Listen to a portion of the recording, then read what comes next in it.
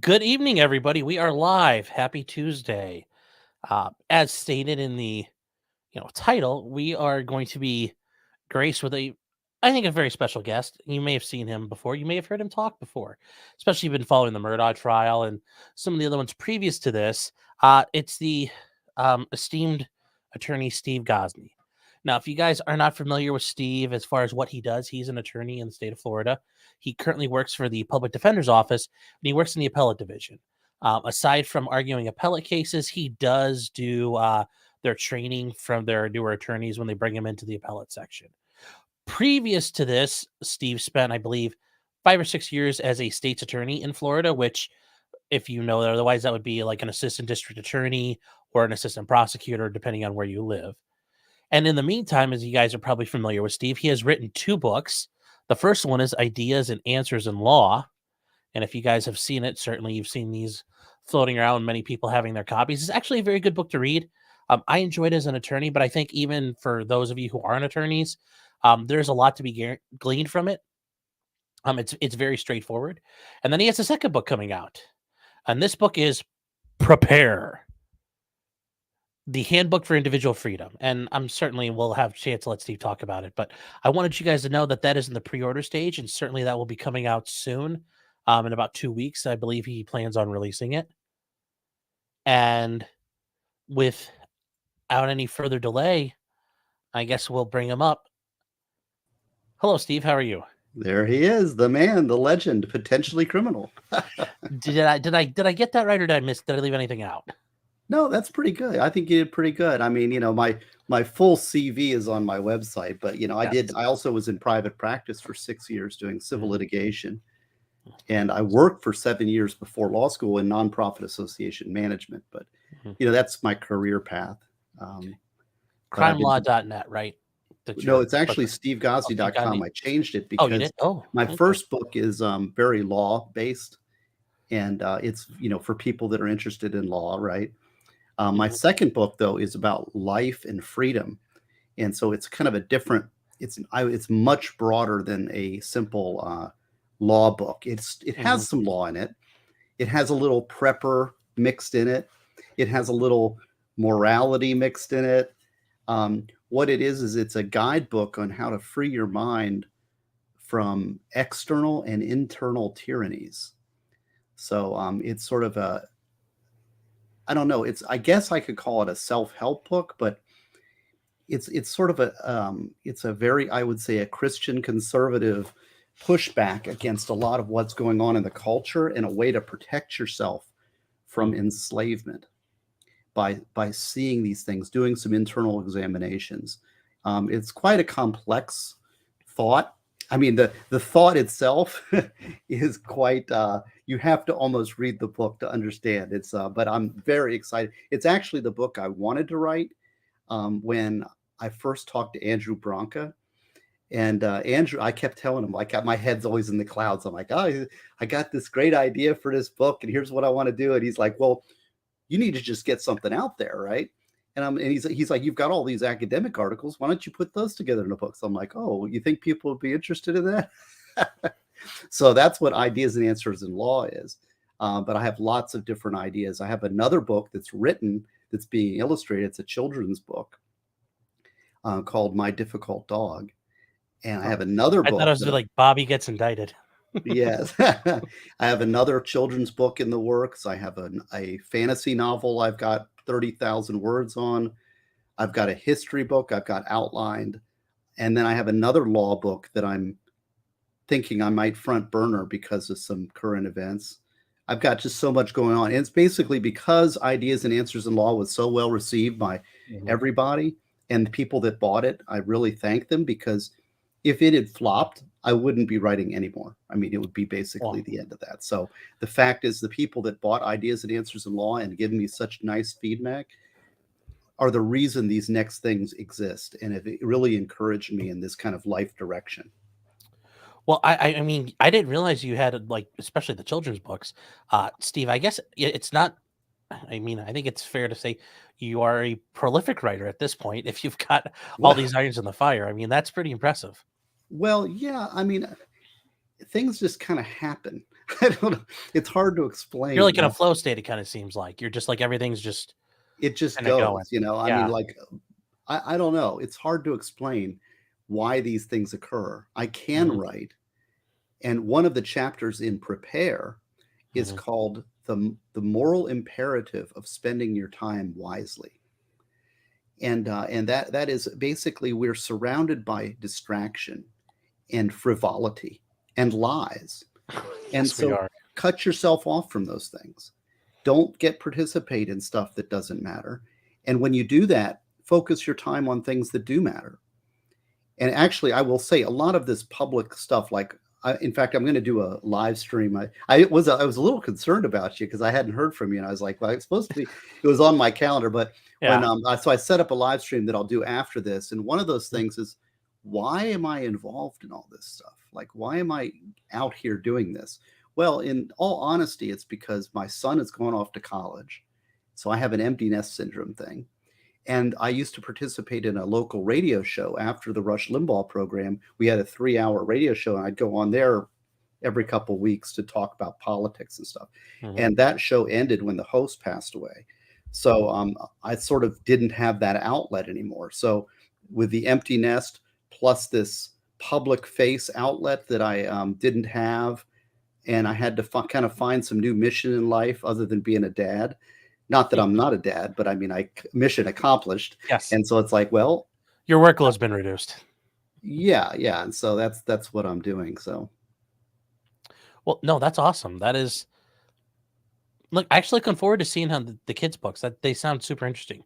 Well, it's kind of interesting. Yeah. I mean, that one is My Difficult Dog is about my current dog, Jackson, which you might see floating around occasionally.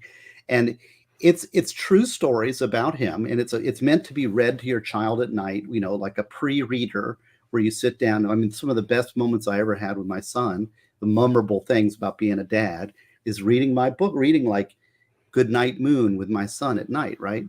And so, but I also wanted to infuse a little bit of Christian message in it, and it's not just frivolity. Is this glasses straight? And it's straight enough. I don't know. It's not just frivolity, but there's a moral message behind it. So each paragraph or phrase, it's a short little book, but each one is going to be connected to a biblical passage and will have a biblical message in it. And when it gets closer, I'll talk about that some more. But, it's like I said, we live in such a secular time and a Christian hostile culture. And I guess I'm kind of known as being an open Catholic, right? Unapologetic Catholic, but that's who I am. That's part of who I am. And, what are you going to do? I mean, if you like it, great. If you don't, you don't have to buy the book, right? You don't have to listen to me. I'm doing it. I mean, but it's who I am. It's part of who I am. And a lot of who I am, I would say, and it's important. It's given me a lot of happiness. And there are 2 chapters, just pre-warning, in Prepare. There's 2 chapters on faith. It's not 100%, but it's, it is in there because I think I believe that faith is necessary in order to overcome tyranny. And it's explained it's explained in very much detail in those 2 chapters. No, I think, it is, face the one. It's one of those few things that can't be taken. You give it up, but if you keep it. Well, the problem is that most people have faith, but they've placed it in something they are unaware of. And so it becomes an idolatrous concept. So I think a lot of, for example, the modern left has placed their faith in government. And government is not God. But, it's almost sacrilege. You get a somebody who opposes the FBI's tyranny, for example.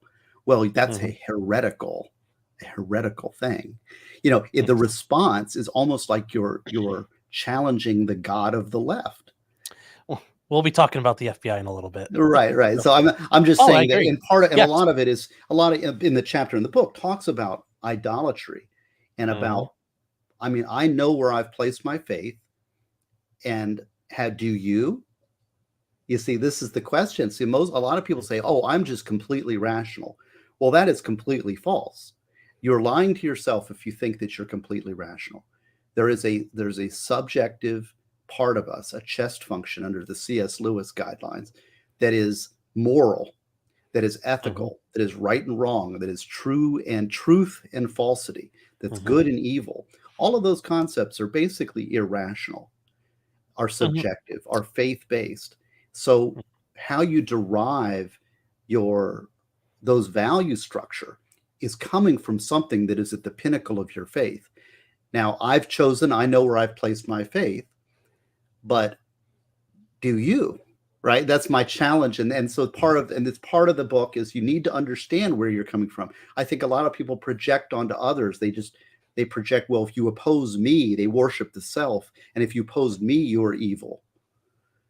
Right? And it's like, well, really? So you're God. You see, I mean, this is the problem with idolatry. No, so I don't know. I'm tired. I don't know if we want to talk no, about you're faith, fine. You're fine. And I was just going to say, guys, I know he touched on C.S. Lewis, and you're thinking the Chronicles of Narnia guy. Yes, but C.S. Lewis was a very prolific writer. In fact, one of his nonfiction but more philosophical pieces, The Abolition of Man, is actually a very good read if you get the chance. Right, and that's the one I'm referring to. Yes, when you talk about the men with their chest. Yes. Another very good book by him is called Mere Christianity. Also a very good book, even though he was not Catholic. I will cite to C.S. Lewis. Tolkien was his buddy, was always upset that he. That's the other thing. C.S. Lewis and Tolkien, they were both very devout Christians, but they had this, they were both trying to, come be an Anglican with me. No, come be a Catholic with me. It's very interesting, their relationship they had. Do you think this is grifting books? I don't think I'm grifting books at all. Who says it's grifting books? This is not grifting books. Grifting books is Andrew Bronca. Yeah, but I did want to. There were a couple comments I had to get through first. And I always read the first chat because if you're first, you deserve to be credited for that. Wrestlertown says, "How many men's asses must be sacrificed to make just one of Sean's White Claws?" Barbaric. I don't know how many it cost, but whatever the cost, they're very good. Sorry, I had to read that one. I don't even know what that talks about, but I don't know either. But apparently, I think I like to drink White Claws, so that's why. Good logic, Joe Neerman. Thank you for Joe's there. Joe. Hey, Joe. Yeah, Joe. I got so much to do in the future here, Joe. Yeah. I need to have Joe on my channel soon. I've got my schedule. It's just so busy. Yeah, and guys, if you didn't watch last night, Joe had on Liberty Lockdown, talking about the banking issues. If you don't understand the banking issues fully, it was a very good discussion Joe had. I highly recommend it. I thought it was very entertaining to listen to. It was nice to know that I was on the same wavelength as this guy as far as what I was thinking and what's happening with it. So if you get the chance, listen to it. It was very good. He had him on last night. Let's see here. Who else? Silver Smurfer says, "Thanks for saving me from Timcast." I don't even know. Tim Pool. I'm so checked out of culture and things. Yeah. Timcast is done by Tim Pool. He does a show at 8 every night. He was pretty good for a while, but now he's kind of losing his edge. And then Tarkina Meyer for $5. Thank you very much. I appreciate it. She says, "Would love both your thoughts on the January 6th defendant's emails to his attorney being read by the FBI and shared with prosecutors." I mean, were you aware of any of this that's been going on? Well, I mean, the January 6th thing is so infuriating to me as a defense attorney. Yes. And so many lines have been crossed and so many institutions have been corrupted that it's almost, I will say that I have actively avoided it because it pains me so much. I will say that, this basically that we're talking about the destruction of attorney-client privilege. What sacred cow still exists that has not been eviscerated in this warfare, political warfare and weaponization of the criminal process against the people who oppose the big state? It's evil, and part of Prepare is limiting government, and it talks about something called the golden path. And we need to reclaim that and fight back against this. This is not the concept that we signed up for as Americans.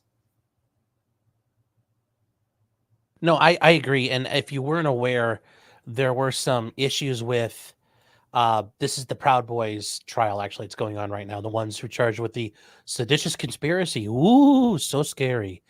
Um, so at one point, the FBI had intercepted the phone calls and the emails and the conversations that the attorneys had with one of their clients. And part of the argument is, and I guess this is at the federal level, there is appellate or there's case law that says if it says, you're getting a call from so and so, this line will be recorded.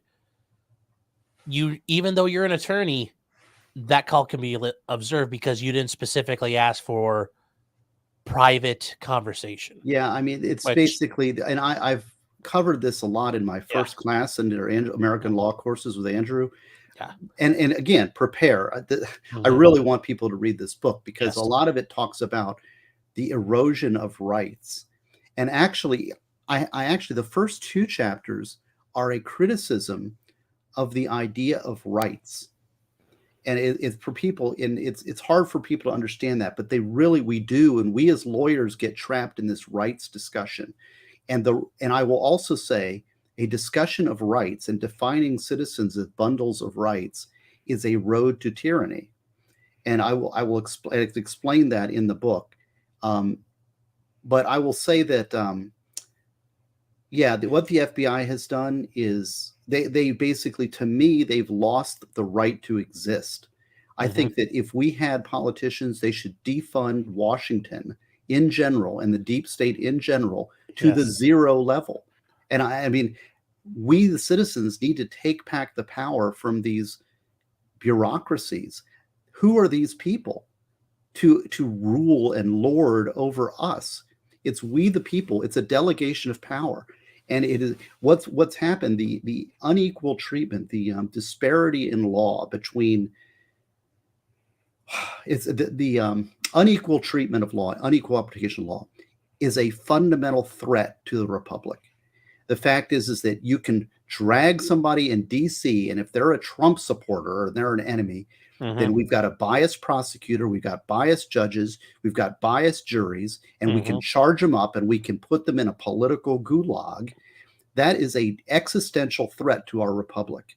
For example, what if the New York district attorney indicts Trump on some major felonies, drags him up there? So we got a biased prosecutor. Now you've got a biased jury in New York that hates Trump, and we're going to lock him up. I will hearken back to something called John Brown. Do you remember who John Brown is? Yes, the 44 caliber preacher.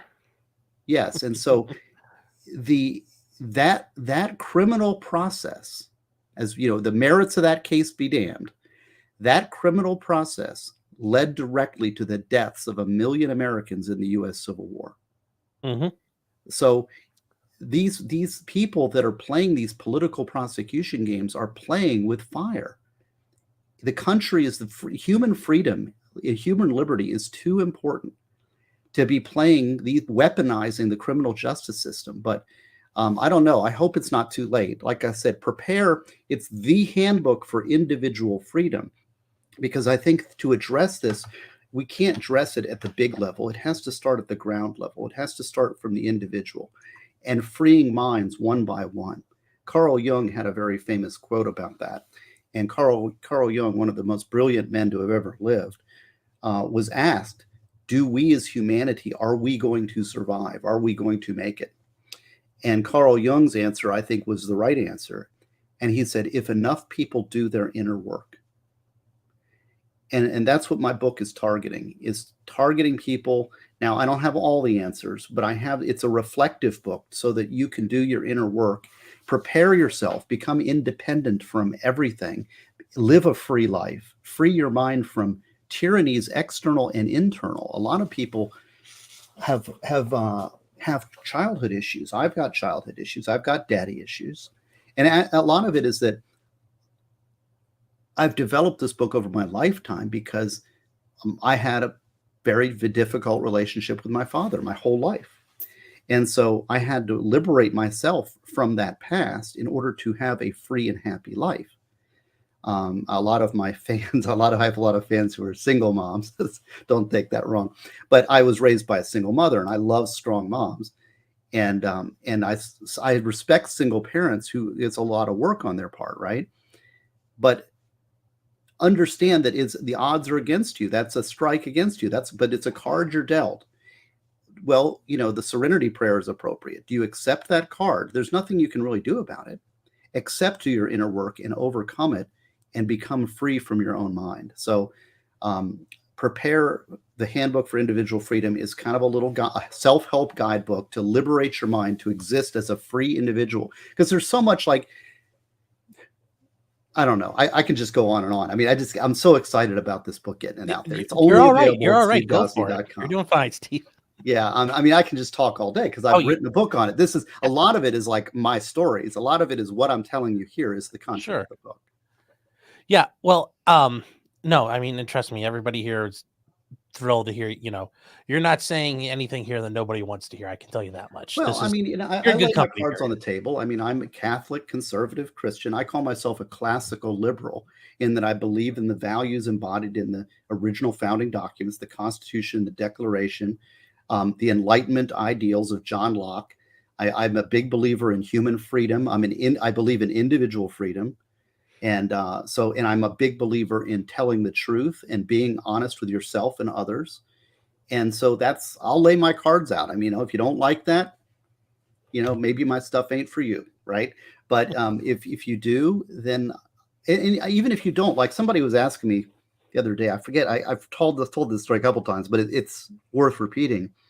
Somebody asked me, Steve, you must convince a lot of people.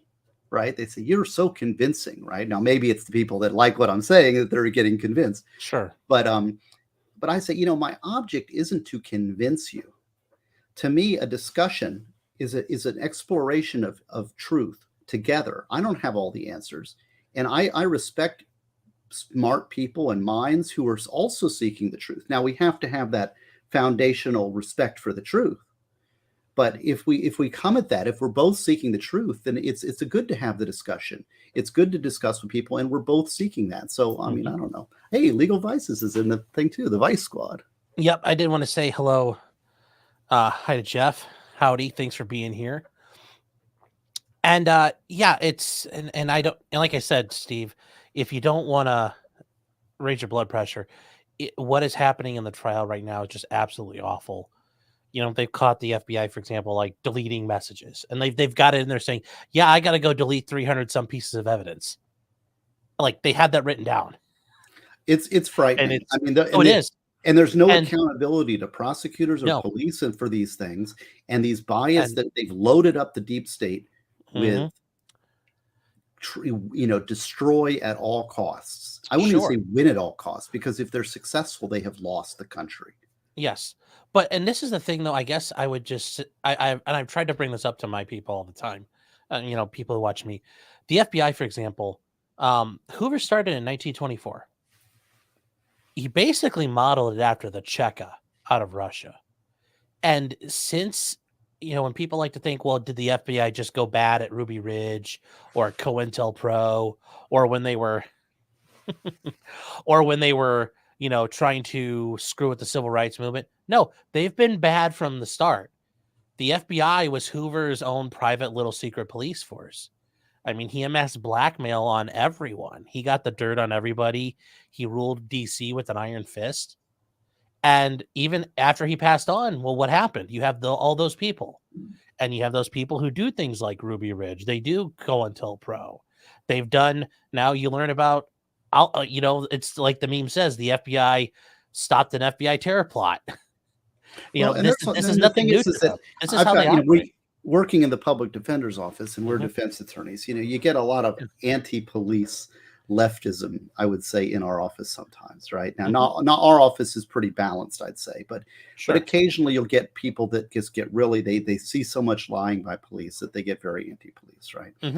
And I would say on this other side, the police get very anti-criminal or anti-citizen because they see bad actor after bad actor, bad actor, right? And so they want to put their thumb on the just, which really neither one is completely true.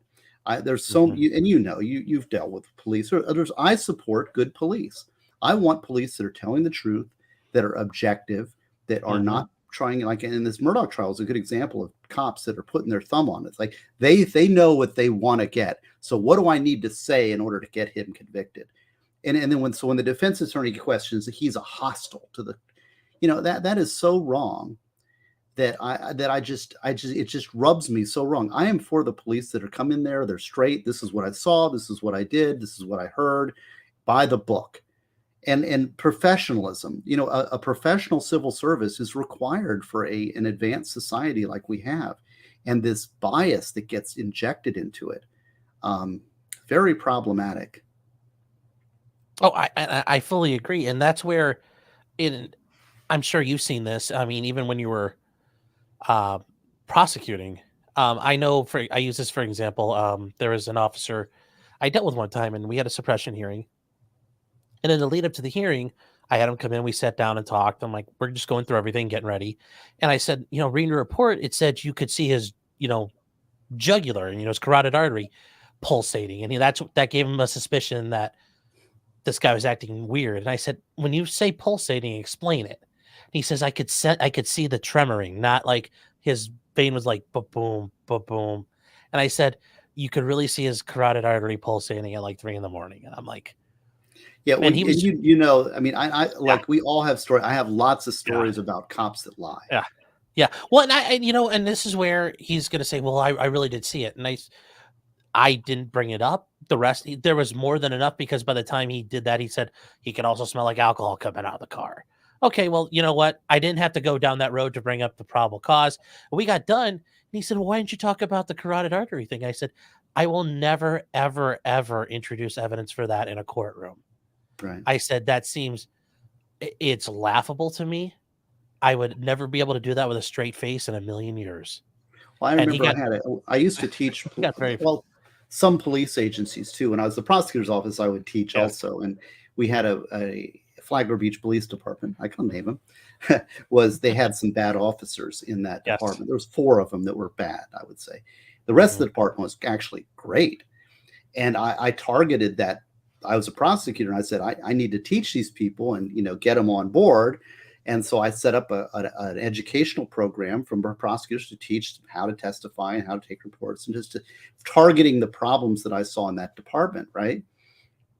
And it's funny because all of the great officers that I dealt with over there, they all show up. They're taking notes. Right. The 4 officers that I was specifically targeting with that educational program didn't show up. What do you know? Yeah, I know. Surprise. Yeah, surprise. So, and that's the thing. And I mean, I've run into it before. These like that one cop he admitted in the Murdaugh trial. He admitted he lied to the grand jury. Oh, and he still got a job. The prosecutor bought into that. Mm-hmm. If that had happened, an ethical prosecutor would dismiss the indictment and re-indicted. Mm-hmm. Yeah, there should have been a never have gone to the grand jury. When you find that your indictment is tainted by perjury, an ethical prosecutor would dismiss that indictment and re-indict.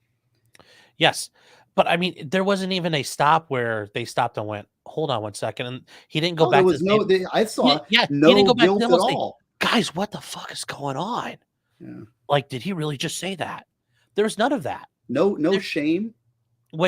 And this is where, and I know when you were, as a prosecutor, you sit down with your witnesses and you prepare them. You'll dry run testimony. Certainly, they went through these things with the officers. I have a feeling that probably did come up, and they're just like, yeah, it's okay. Actually, it's funny. I have a story about that, and I got a Gosney story. When I was prosecuting, I remember we had a case because I used to just let it fly. I wouldn't coach anybody, and And so what I do, and I remember this one cop came in for a deposition. Yeah. And he comes into my office beforehand, and he's like, "Oh, Mr. Gosney, I got this depo." He's like, "What do you want me to say?" I'm like, "I don't know. Say the truth." Yeah. You were there, right? Yeah. Well, and that's, and when I say I go through things with them, I said, here's some questions I'm going to ask you. If I ask you this type of question, do you understand? Sure, I understand. I understand what you're saying, but I never for everybody else watching. And I don't like coaching of witnesses. And I know prosecutors. There were prosecutors. I was shocked. I will say, and I'm a little naive, maybe. I was shocked when I came over to the defense side and saw how common the unethical prosecution was. it was truly shocking. Like and I'm not book shilling, but see, the thing is, the books are me. You understand? Yes. I wrote these books from me. It's not some conglomeration, right? But in the first book, Ideas and Answers in Law, on the second edition, you've got the first edition, actually, don't you? This is the chapter I added, which is the trial, how to present ethical and effective trials, a guide for prosecutors. Whoops, let me see. Look at that. Yes. See, I'm teaching prosecutors how to present ethical trials. But in that, and people are like, oh, you're just some defense attorney who's crazy, and prosecutors say, why should they listen to you? But all of this stuff that I'm suggesting in there is stuff from organizations like the National District Attorneys Association National Prosecution Standards, right? Yes. Is that like, so I'm saying this is your professional organization, here's the standards. Or how about this one? Berger v. United States, U.S. Supreme Court, 1935. That's a very good quote in there. Right. Yeah. I mean, and it's like, so when I'm talking like, okay, prosecutors need to uphold the law, they need to follow the law, they need to prevent ethical it's not Gosney, the defense attorney. I am quoting the National District Attorneys Association ethical standards. And, because I'm one of the few attorneys probably in all of Florida who both went to the training for death qualification as a prosecutor and death qualification as a defense attorney, because I was in line for death qualification when I was prosecutor. I must say, as a religious experience, I think God was guiding me and said, I don't want you over there, right?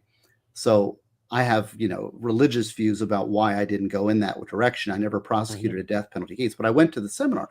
The thing, I went to the seminar training, and I was like, I'm completely bought in to everything that was being said. It's like, you got to be fair, you got to be disclosed, you've got to be this, you got to do that. And I'm like, yeah, of course. I mean, of course. And then of course, I go to the other side and I see what's going on. And I'm like, does anybody pay attention at these classes? They're teaching it. So why isn't anybody listening? Why do we have such bad prosecutorial behavior across the country? It's really a problem. Well, and that just this one chapter, if the prosecutors just read that one chapter, and it's actually available free online. It's on SSRN. So, they can look it up. But it's like they don't want to learn. It's like I don't know. I mean, it's a very strange power trip, and we've lost our morality in this country. And it's an individual moral failing on the part of each of these individuals. And this mob attack, I really am disturbed by what's going on in our society. And I'm doing everything I can. I'm talking about it, and I'm writing books about it. I don't know what else can I do as a single man, right? Sure.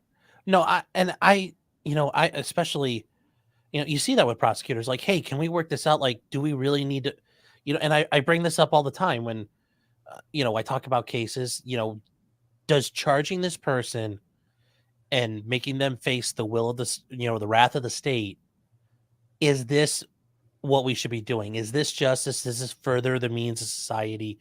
Does society help by this at the end of the day? And I'm in the middle of one right now where I've asked, like, really, we're going to, we already went to a hung jury once, and it's for a misdemeanor. And I think there's some credibility issues, and there's some stuff that doesn't make sense. But the state's like, nope, we're trying it again. And it's just this idea of like, well, because I can. And it's it's because you can get away with it. Yes. Well, we're going to talk about appeals a little bit. And yeah, I set up a live stream for myself after your show, because I don't know. I didn't know how this would go. Oh, okay. but I'll spoil my appellate, because we were talking about appellate stuff, right? Yeah. And I'm doing it. You know what an Anders brief is? Yes. Okay. So about half my cases are Anders briefs. People people have no clue about the appellate process. And I know that's one of the things you wanted to have me on for, so I can talk about that. Yeah. But half my cases are Anders briefs. Now, what's an Anders brief? That means I review the trial, and there's no meritorious issues that I can bring forward. But I also have an ethical duty to my client that I cannot argue against them.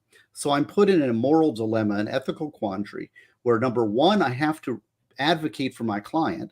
But number two, I also cannot lie to the court.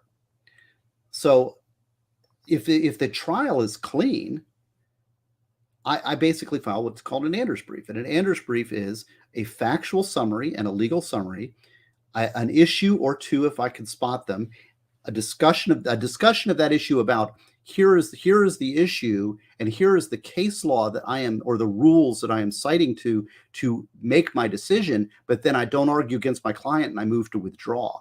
So half of my cases are basically are no issue briefs that are basically I move to withdraw because I don't feel there's anything to argue meritorious. And I had a case today. I just finished the brief today on it was an Anders brief.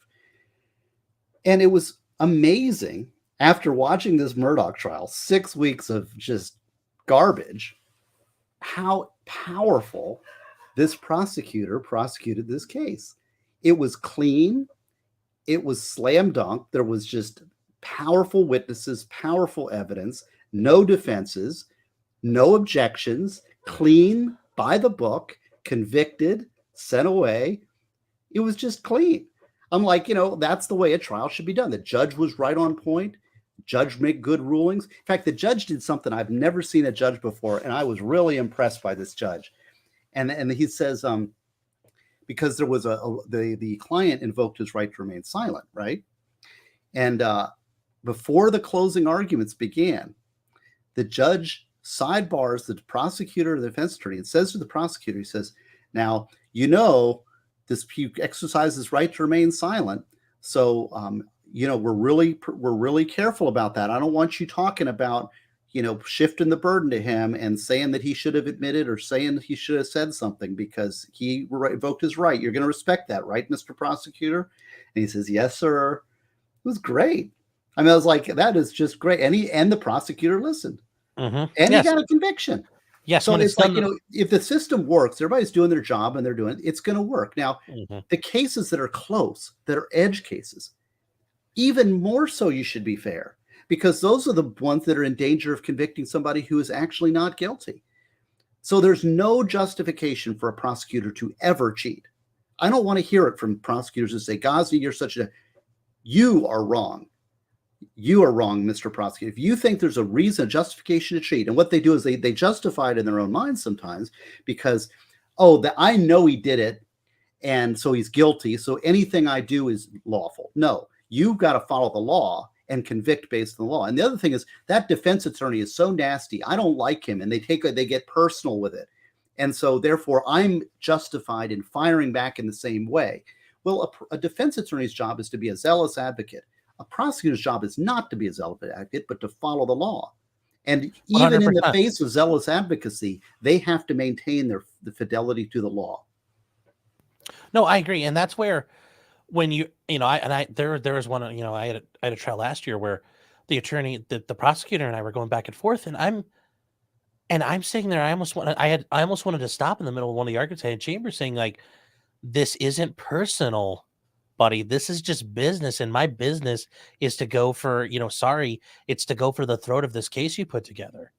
And I'm sorry that's it. But a lot of these prosecutors have, they come out of law school. They're smart kids. Yeah. So they went to law school. They did well in law school, and they get right out and they get right into these powerful jobs, and they don't have a lot of life seasoning experience, and they don't understand our clients. They don't understand what it's like to be on the bottom half or the bottom 10% and to deal with, alcoholism or mental illness or drug abuse or, petty street life. It's a hard thing because they've been growing up and so it becomes evil to them. Every crime is evil, right? Yes. Well, some crime involves evil, but really you're not an evil enforcer. You're a law enforcer.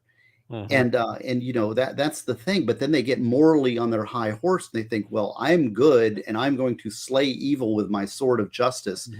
And it's a confusion about the state of humanity and the fallen state of man. And the sword of justice is a destructive force. And sometimes you're not helping by putting people away in prison forever. Right? No, not everything's a death penalty offense. Yes, 100%. That's something, especially you see with prosecutors who they're career prosecutors. And I've always thought this, it's helpful to have spent that time as a defense attorney.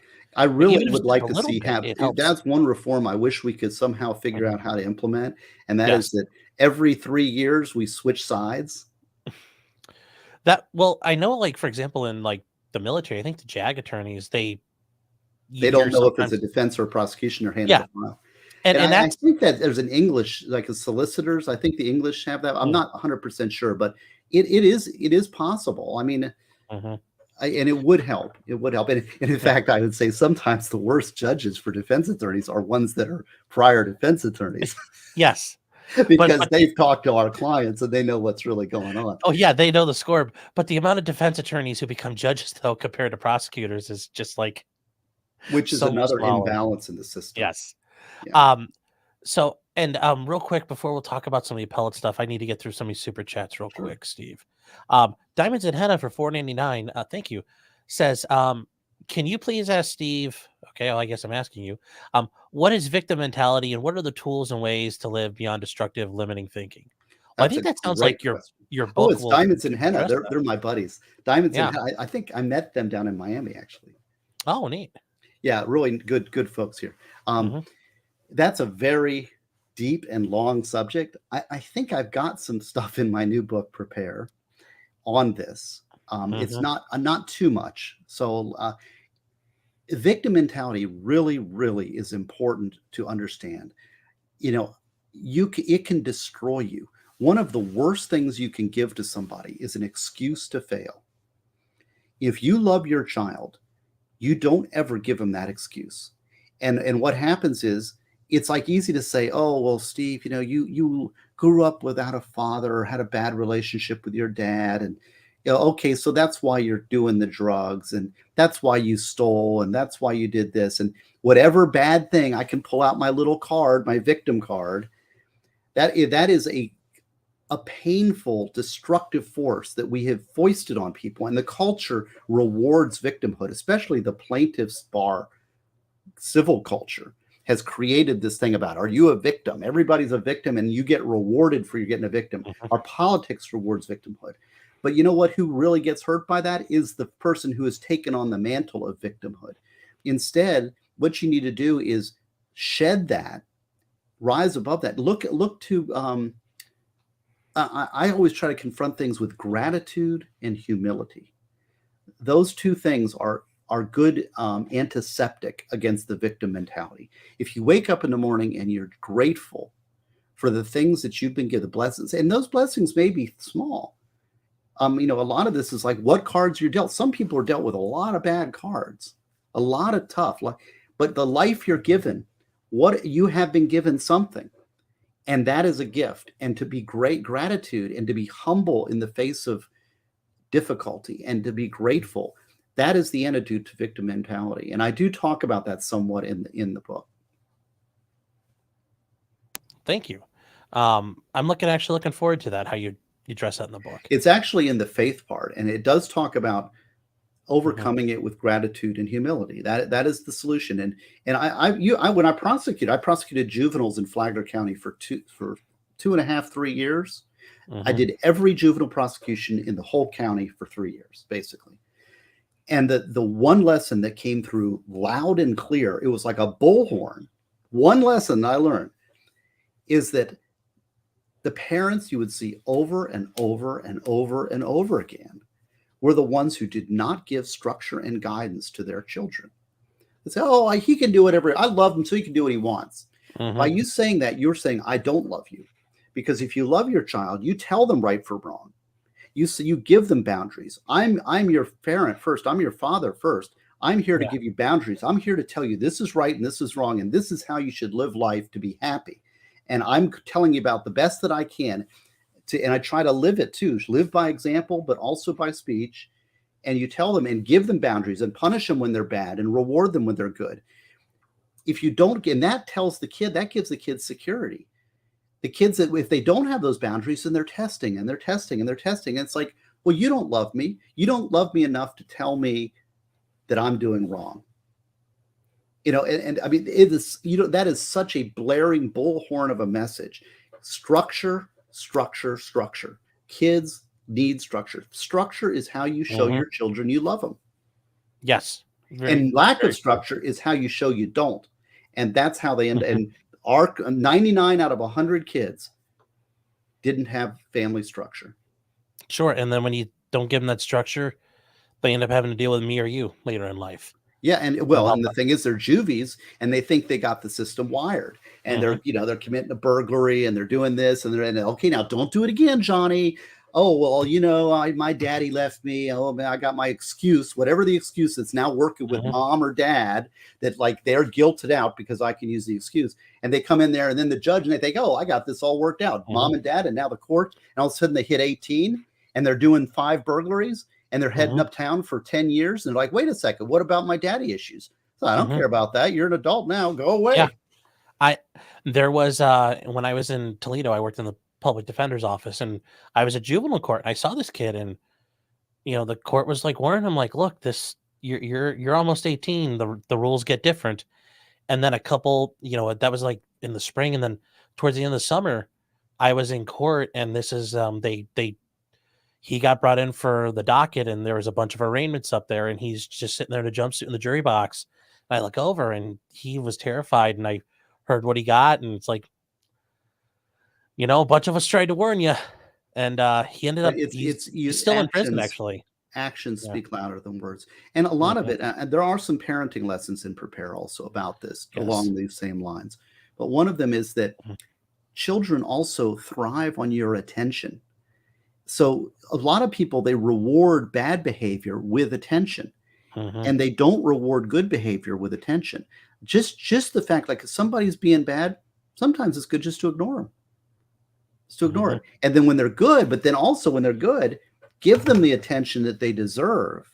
Sit down with them and read with them and give them your time and give them your love and your attention. Turn off the television. Give your child the attention, right? And if they're bad, ignore them, because they're not getting the reward of the parent attention. Now, there are some limits to that. At some point, you need to lay down the law, and there's strategies for that too. But it's a difficult. Parenting is a challenge. It's a challenge because it challenges you to be a better person. Yes. And then I guess we'll connect to the rest of these real quick.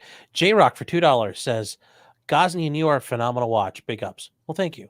Thank you. Deborah for $2 says, does Steve have a P.O. box to send correspondence, or do you have a contact? Actually, I do. What is it now? I do. That's a good question. I haven't. You go to stevegosney.com. It's got all my contact information. I don't know if the P.O. box is on there. I used to have a P.O. box. I still, everything gets shipped out to the P.O. box. What is it? Hold on a second. See if I've got it sitting around here. Yeah. I don't know. Well, just email me at my, and I'll send it to you. Around here somewhere. Okay. So, Deborah, if you send Steve an email, he'll send you the P.O. box. It's on the, all my contact stuff's on my website, stevegosney.com. It's got my LinkedIn. You can contact form for emails. It's got my Rumble channel, and it's got my local site, that's my presence. And that's what I'm doing. People say, why don't you do YouTube? Why don't you do this? Why don't you do Twitter? Why don't you do? I'm like, look, I got a real job. This is just fun. Yeah. Well, and that's what when people are like, oh, well, you can cover this trial. I'm like, I've got real trials in the meantime. But yes, if I can, I will. I can tell you though that I found out that I can cover the Sarah something trial, the suitcase murder trial. Girl. Yeah. Yeah, we just added a sixth district court of appeal, and we traded Orlando for Jacksonville. So now I'm going to be doing Jacksonville appeals rather than Orlando appeals. So we have like 13 counties, and we traded Orange County for Duval. So, and this is that suitcase case is an Orange County case. So I will not be getting the appeal on that, so if she's convicted. There you go. Awesome. All right, Deborah. So we'll work on getting that info to you. Bad Weather Biker for $12. Thank you very much. Says, a good movie is The Checkists. It's about the communist death squad executions. It's absolutely brutal. I have heard of it, but I have not seen it. So that'll go on my list. Jim Satala. Jim, it's good to see you. Says, the only good thing to come from these televised trials is that people see how corrupt and dishonest the government is, and that they don't care about imprisoning innocent people. And yeah, that's the thing. This happens in courtrooms all over the country. Prosecutors acting like this, police acting like this, people getting convicted with bumbling cases put together against them. But there are quite a few that are, okay, it's pretty obvious they did it, to be fair, on the other hand. So, Bad Weather Biker for $10, thank you very much, says, the goal of trial lawyers, more especially prosecutors, should be the truth, not the win. Well, it's definitely true for prosecutors. For the prosecutors, yes. For the trial, for the defense attorney, the job is to litigate and to litigate and to litigate within the bounds of, I would say, truth and the law, but to be a zealous advocate within the moral and ethical and legal bounds. You can be quite zealous. And, people are surprised when they say, I'm a defense attorney and I do not lie. And it's funny because people get upset with me about that. They're like, I actually have a parent who's upset with me right now because she was feeding me a series of lies. Okay.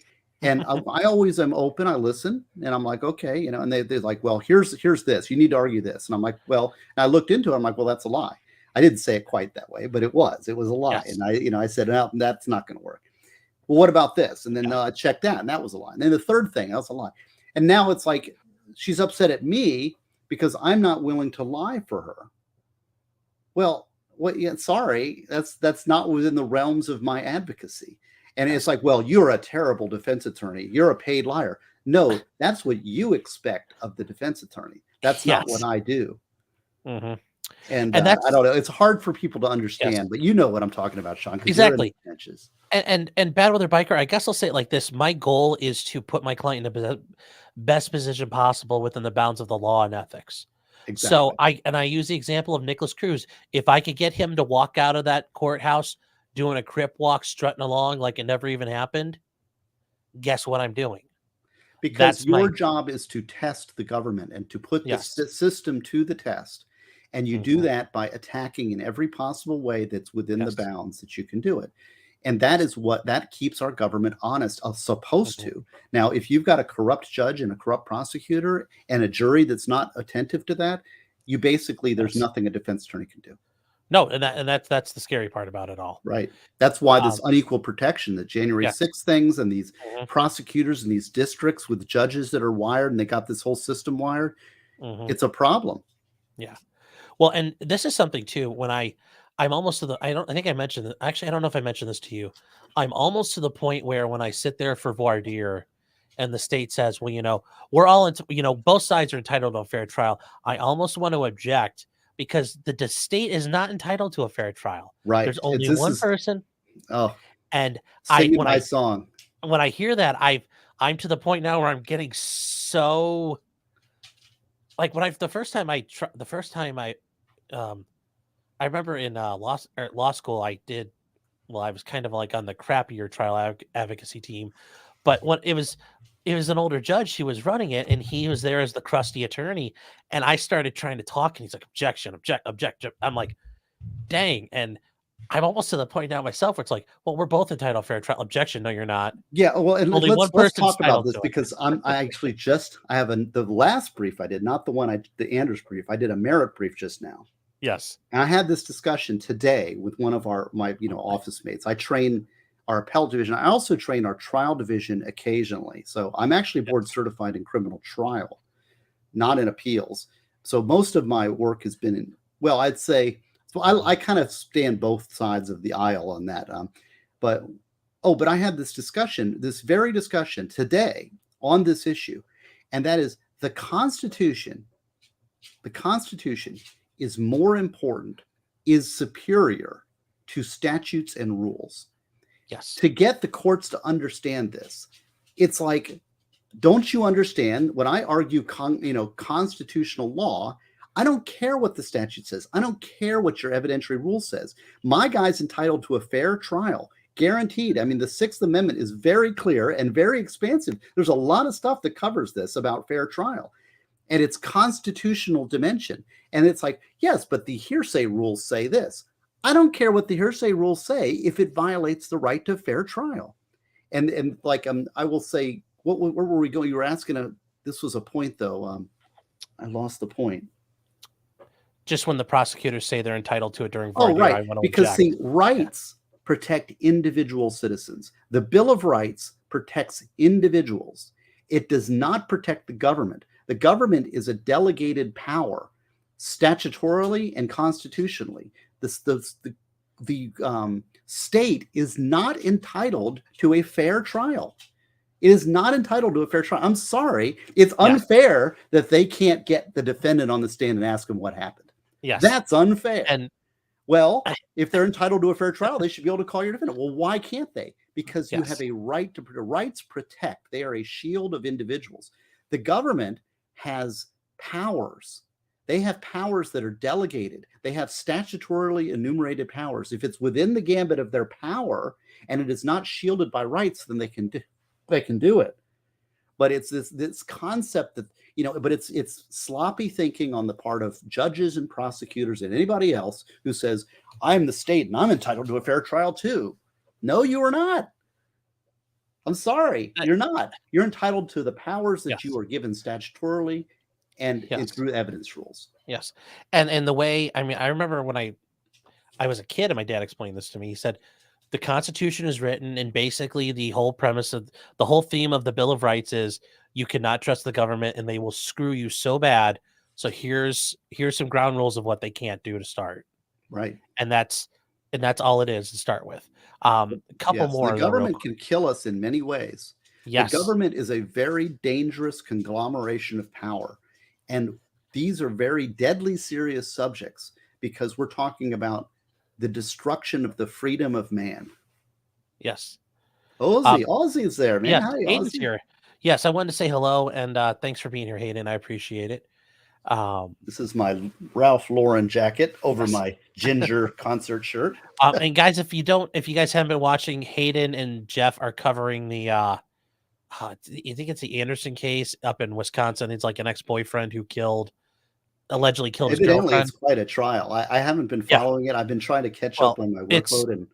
It's very much funny because people are realizing that Judge Schroeder, because it's Kyle Rittenhouse's judge, they're realizing how awful he is.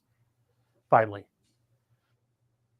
And I've said that from the start. The judge Kyle Rittenhouse had was garbage. And he was he better than the judge Alec Murdaugh had? Yes, but that's not saying much because a bad judge is bad in so many ways. Is bad. Yes. Matthew Sell for $5. Thanks, Matt. Hey, Matt. Matt's a good guy. Sean's book should be Hear All the Things You Should Never Say. And then just go on about all the things you don't want to do today. Matt, hey Matt, how you doing? Good to see you. Maybe I'll write it like that. That's a long title, but maybe it'll work. That's a shame for $9.99. Thank you very much. And she is actually a public defender out in Indiana. Okay. I think it's Indiana. Says, in my opinion, you can gauge a prosecutor by how they handle suppressions. If you raise the issue to them, can you trust them to dismiss or at least not tip off the cops, or do you have to play hide the ball? Well, my bigger thing with prosecutors and handling suppression issues at times is, well, if you make me do the suppression hearing, I'm withdrawing this plea offer. Right. Well, this is a problem, and I've got articles. The thing is that when I get inspired, I have a list of articles that I want to write, and that list is actually like 10 pages long. And one of them, it's called Ideas for Writing, and I keep it and I click them off as I go. And one of them is this extortion, this prosecutorial extortion that is really, to me, unethical. And it is, if you exercise your right, then I will do something bad punish you for that. Yes. That, to me, the dialogue between the defense and the prosecutor should be facts and law. Facts and law. Do we disagree on the facts? Do we disagree on the law? Anything outside of that, and now maybe it's like, okay, we agree on the facts and law. What is a just sentence? Okay, that could be within the realm of talk. But to say, if you file your stand your ground motion, then all offers are on the table and I'm going to ask for prison. I had that happen to me directly. In fact, I was shocked in the time that I was on the trial defense side. I will say, never once did I have a discussion of law or facts with my prosecutor. It was all threats. Yes. It was all, Wow. if you do this, I will do this. I mean, I can tell you story after story after story of injustice related to this technique. And it's because prosecutors are overpowered and they are no check on their power. They never get in trouble ethically. Nobody ever reports them. One of my ideas in the chapter on in this book, I have solutions too, because it's ideas and answers, right? And one of the answers, I think there should be mandatory reporting. When there's prosecutorial misconduct and it's alleged in an appellate brief, there should be mandatory reporting from the public defender's office, the AG's office, and the appellate judges to the bar. Ethical reporting for an ethical review, because if it's being alleged prosecutorial misconduct, the problem is defense attorneys don't want to report them because they'll take vengeance on them in future cases. That's an issue of that is an issue. Like, I remember one time I got into an argument with an attorney. I got an argument with a prosecutor, and I think at the end of the day we both realized we didn't do a lot of right things, but it was a couple of young bucks squaring off. And we ended up out in the hallway of the courtroom, but it's, courtroom with a couple of courtroom doors around. And we were yelling at each other. At first it started quietly, and then it turned into, fuck you, no, fuck you. And we're doing this. And after a while we stopped and realized there was a hallway full of people. But I got done. And later that day, one of the older attorneys in the public defender's office, because this is a private case I had, he called me. He said, you should really go smooth this over. He's like, I don't care if you're right. He said, you need to go in there and apologize like it's your wife.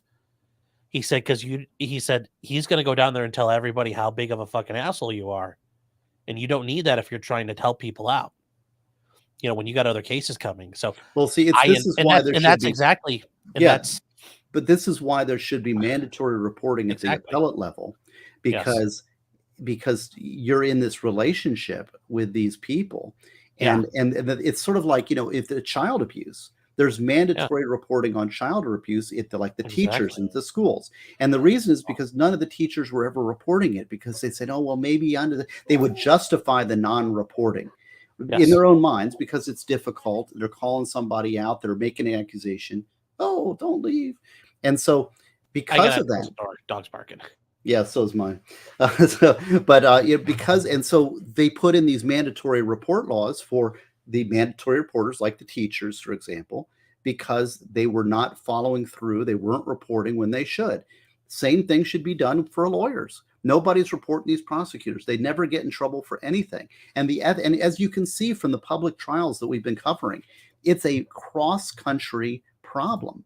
And in fact, I did a little, and it's not universal. I mean, I want good prosecutors. I want good prosecutors. I want good cops.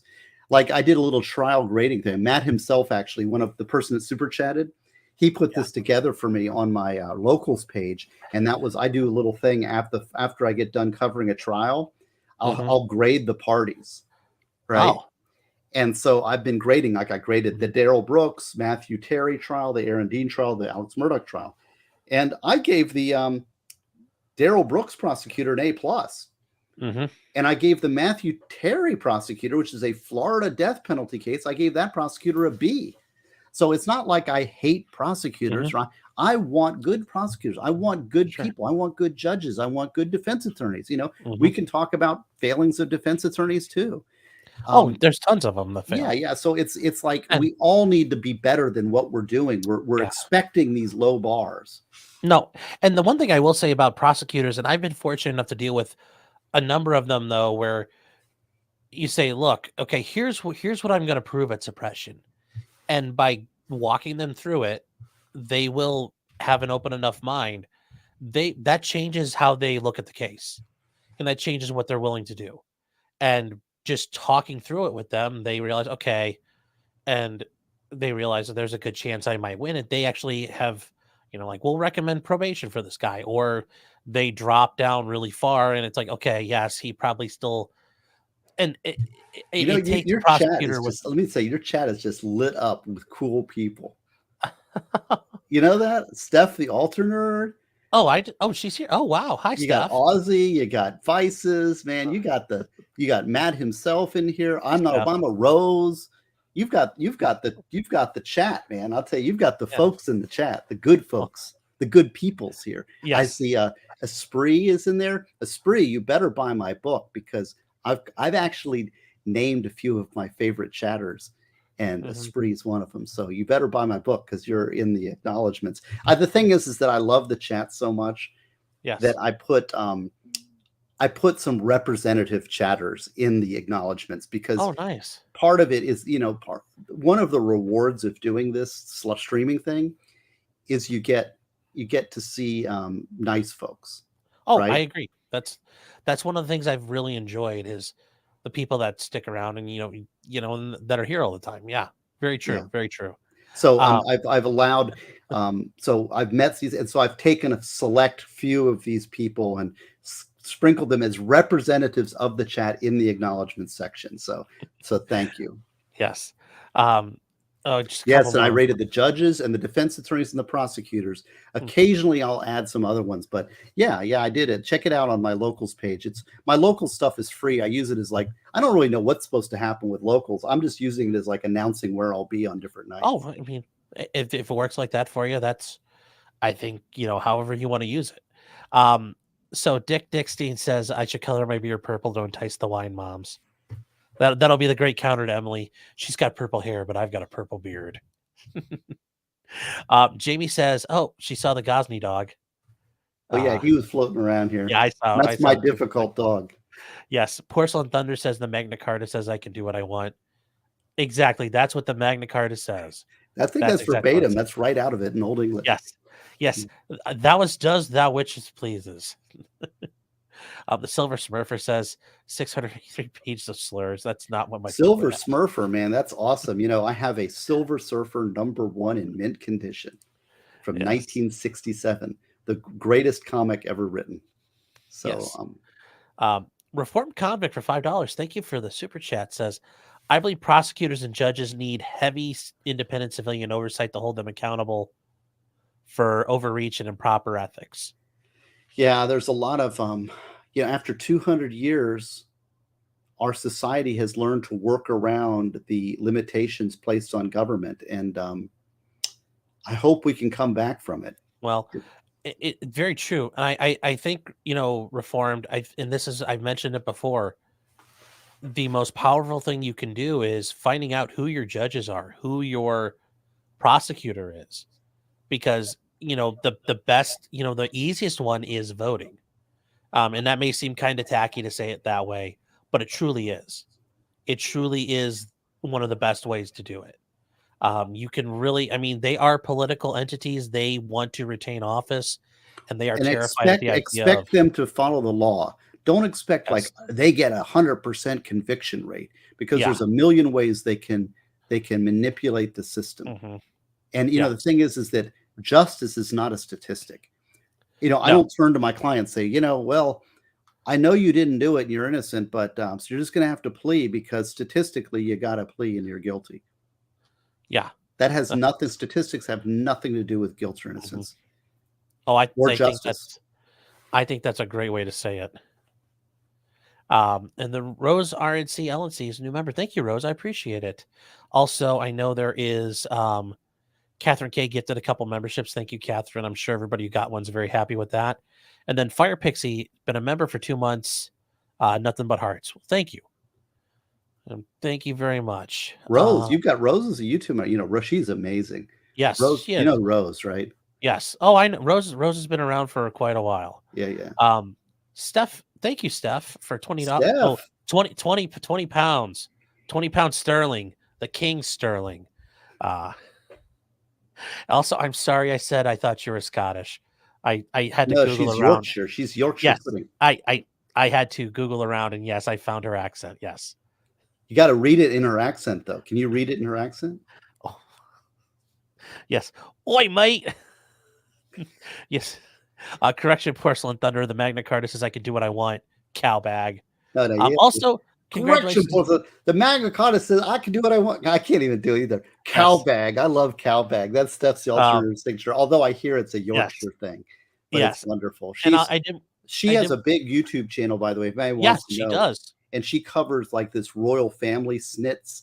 Like what's that woman's name? Meghan Markle. Meghan Harry, yeah. She covers that. And also I know she's working with Popcorn Planet now. She's like the executive vice president of consumer experience, or I forget what it is you're doing there, Steph, but congratulations on that. I know that was a big move for you. So thank you for the super chat. I appreciate it. In pound sterling. My wife's over in Paris right now, so. Oh, very nice. Yeah. I love Cowbag. That's Steph, the altar nerd, has brought that, and she also introduced me to Alter Bridge, which is a super cool band. It's not my never heard of wheelhouse. Them?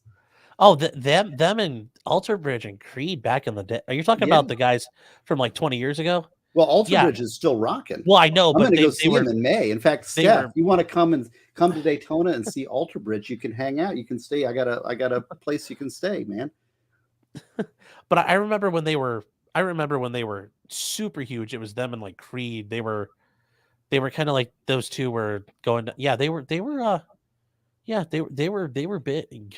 I remember them quite a bit. So, let me see. I'll catch up this last one real quick. Farmhand Tom for $19.99. Thank you very much. Farmhand Tom is my partner in crime. I will say, can Farmhand Tom tell me in the chats? Can I sneak preview our little business adventure? I read your email about that. I'm trying to think about what would be some good things in there. I know. We're gonna get.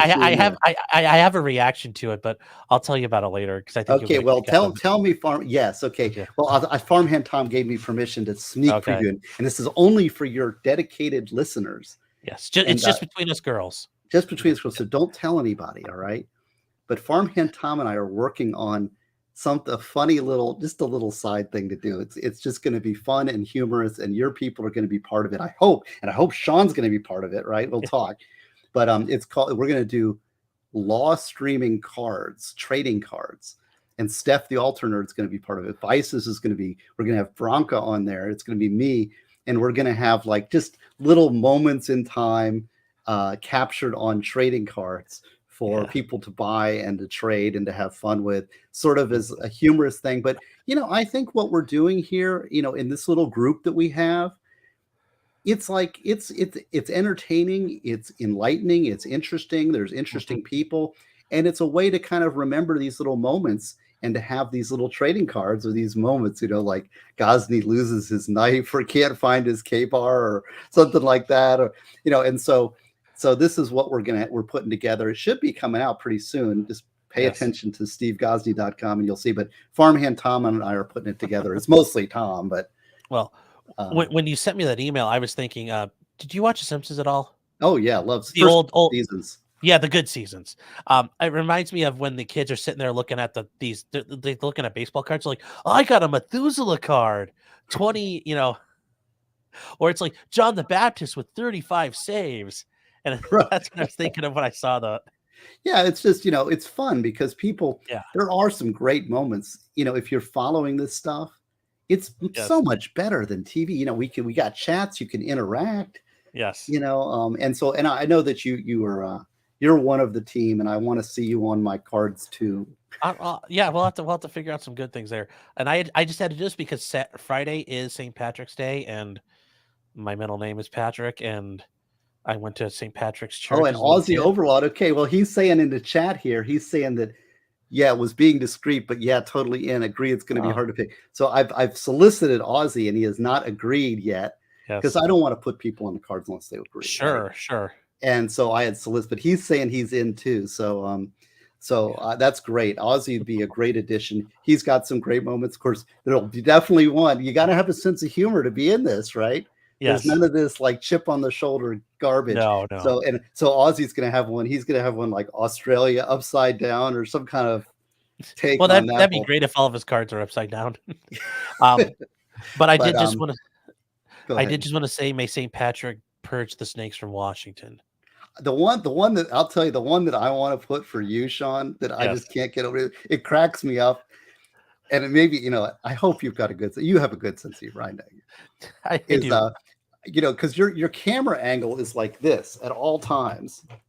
You're always it's like got this. it's gotten a lot better. I had to work on it. And the funny thing is, one time I remember one stream, and like you're always in your office, you're doing that, right? Yeah. And then I remember you were driving to work one day, and you were like streaming from your car. You had your tie and your suit, and you're like, "I'm driving to work," and you were like driving, and it was like, well, it's just. It is like, so I have a card idea that is Sean drives to work, and it's like, oh, that'd be good. I know. But you got to come up with some ideas too, because like you've been there, you've been in your time, right? Yes. So I guess kind of with all that out of the way, I did want to ask you, as far as when you're your current bailiwick is appellate law and appellate practice, because I do some appellate work myself. Do you run into this where people seem to think, just the idea that with even when you're sitting there, you're reading through the case, you're like, oh my god, this is huge, this is crazy, like I can't believe this happened, and then you go through it, and then the court's like, yeah, no big deal, and at times it gets so frustrating for that to happen, where you're like, there's if you were and if any of these appellate judges were sitting in that, if this was in their courtroom, they would not have been happy with the way that turned out, or whatever event it was that occurred. It's hard to judge because of the PCA. People don't know what a PCA. The people really don't understand the appellate process at all. Yeah. And one of the things is there is unchecked power. So there's no check on appellate judges, and there's something called a PCA, which is a per curiam affirmed, means that they affirm without opinion. They just rubber stamp whatever went on below, and they bury injustice in paper in a rubber stamp. So they can. Is that common in Florida? Huh? Is that a common one in Florida? It's 95% of criminal appeals. Well, no, I didn't know in Florida how often you get those. 95% of our cases are PCA'd. Oh wow! Yeah, it's ridiculous. It's a lot. It's way overboard. And of the remaining 5%, 2% of those are state appeals that are written reversals. So you only have 3% of cases do they lower themselves to actually writing an opinion on our behalf. Now, I will say half my cases are Anders briefs, so we can say 50% probably are no merit cases or PCAs, right? But if I'm writing something and they're reviewing this record like they should, I don't think it's too much to ask for a couple sentences explaining why they decided what they did. The parties, the guy's going away for life, and I have raised something meritorious. Now, maybe it's harmless error. Okay, we reviewed it. Good point, but it's harmless. I had the sixth DCA actually I'm transferring over to the fifth, but some of my cases got moved over to the sixth DCA. And one of their first opinions was one of my cases in which they wrote, and they said, Gosney was right. They didn't say it quite like that, but they said, appellant was correct, but ultimately the issue was harmless. You don't know how wonderful getting a written opinion like that is, because it's like, now I understand. I can explain to my client why we lost. The client understands what we lost. I can improve my briefing. I can explain to trial. It makes the whole system better. This PCA is a power play. And it's basically, we don't need to explain to you, lower peon citizen, why we're doing. And I will go all the way to say, if you read the last chapter in Ideas and Answers Law about the PCA rates, right? I quote Justice Clarence Thomas. And Clarence Thomas says, we owe it to the parties that are before us to write an opinion. And for this, they've got PCA-itis, and there's no check on their power. Why do they do it? Because they can. They do it because there's no check. There's zero check. And so absolute power corrupts absolutely. I'm very, that chapter on the PCAs actually started out as an advocacy article against the PCA. But what happened, it evolved because I found there was no good statistics on the rate of PCA rate in, the non-writing. And that means that the court doesn't even bother to grace you with a written opinion. If I'm doing 50% of my cases, I'm saying I'm a lawyer. I'm advocating for something that I think there's an issue. Just write me a couple sentences and say why I'm wrong. Is that too much to ask? No, if they're no. doing their work, they're reviewing the paper, it takes nothing to write. And I will say for here, at least in Ohio, in the district I'm in, or the appeal district I'm in, they might give you a 2-page ruling, but at least they say, look, here's what's been argued. And I get from the local bar association the release of just kind of like the general list of all the cases that got released for a certain day. And yeah, it's broken down to a little bit of a blur, but at least you have some idea of why something occurred. Well, I think But in the federal system, they must write. Yeah. Well, but I'm just talking about at my state level. Right. No, In I got Ohio, you. it's not too bad. It's really carried away. Florida is really, they really abuse the PCA, and it's a problem. It's a problem. In fact, I applied. People, they were like, I applied to be on the 5th recently. I really applied to be on the 5th, not because I thought they'd select me, because I'm too much of a truth teller for them. I call people out left and right, and it's not exactly a road to popularity. But I will say one of the reasons I did that was because I wanted to tell the committee doing the selection that their candidates, you need to get from these candidates a commitment that they will write. Yeah. Well, yeah. And also, I was just going to ask you this. So let's say your district, your appellate court does a PCA. I'm assuming your Supreme Court just says, well, even if you try to appeal that, they're just going to blow it off if it was PCA. I assume they have no jurisdiction. Yeah, I was going to say, the Supreme Court of even Florida has no jurisdiction over a PCA in a criminal matter. It's only a direct appeal to the U.S. Supreme Court. Yes, and you're not going to get that. Well, I don't know. I've done it 3 times. You might, but I think just so people are listening, the odds of you getting the Supreme, getting cert. Well, I have another one in the pipeline. In fact, again, ideas, and I'm promoting Prepare, but I'll go back to this one since you're a lawyer and you're a criminal lawyer, no less. Yes. The article, if people have the book, and most people here in the chats already have this one, right? But go to the chapter on page 171, arguments against charging inmates for their incarceration.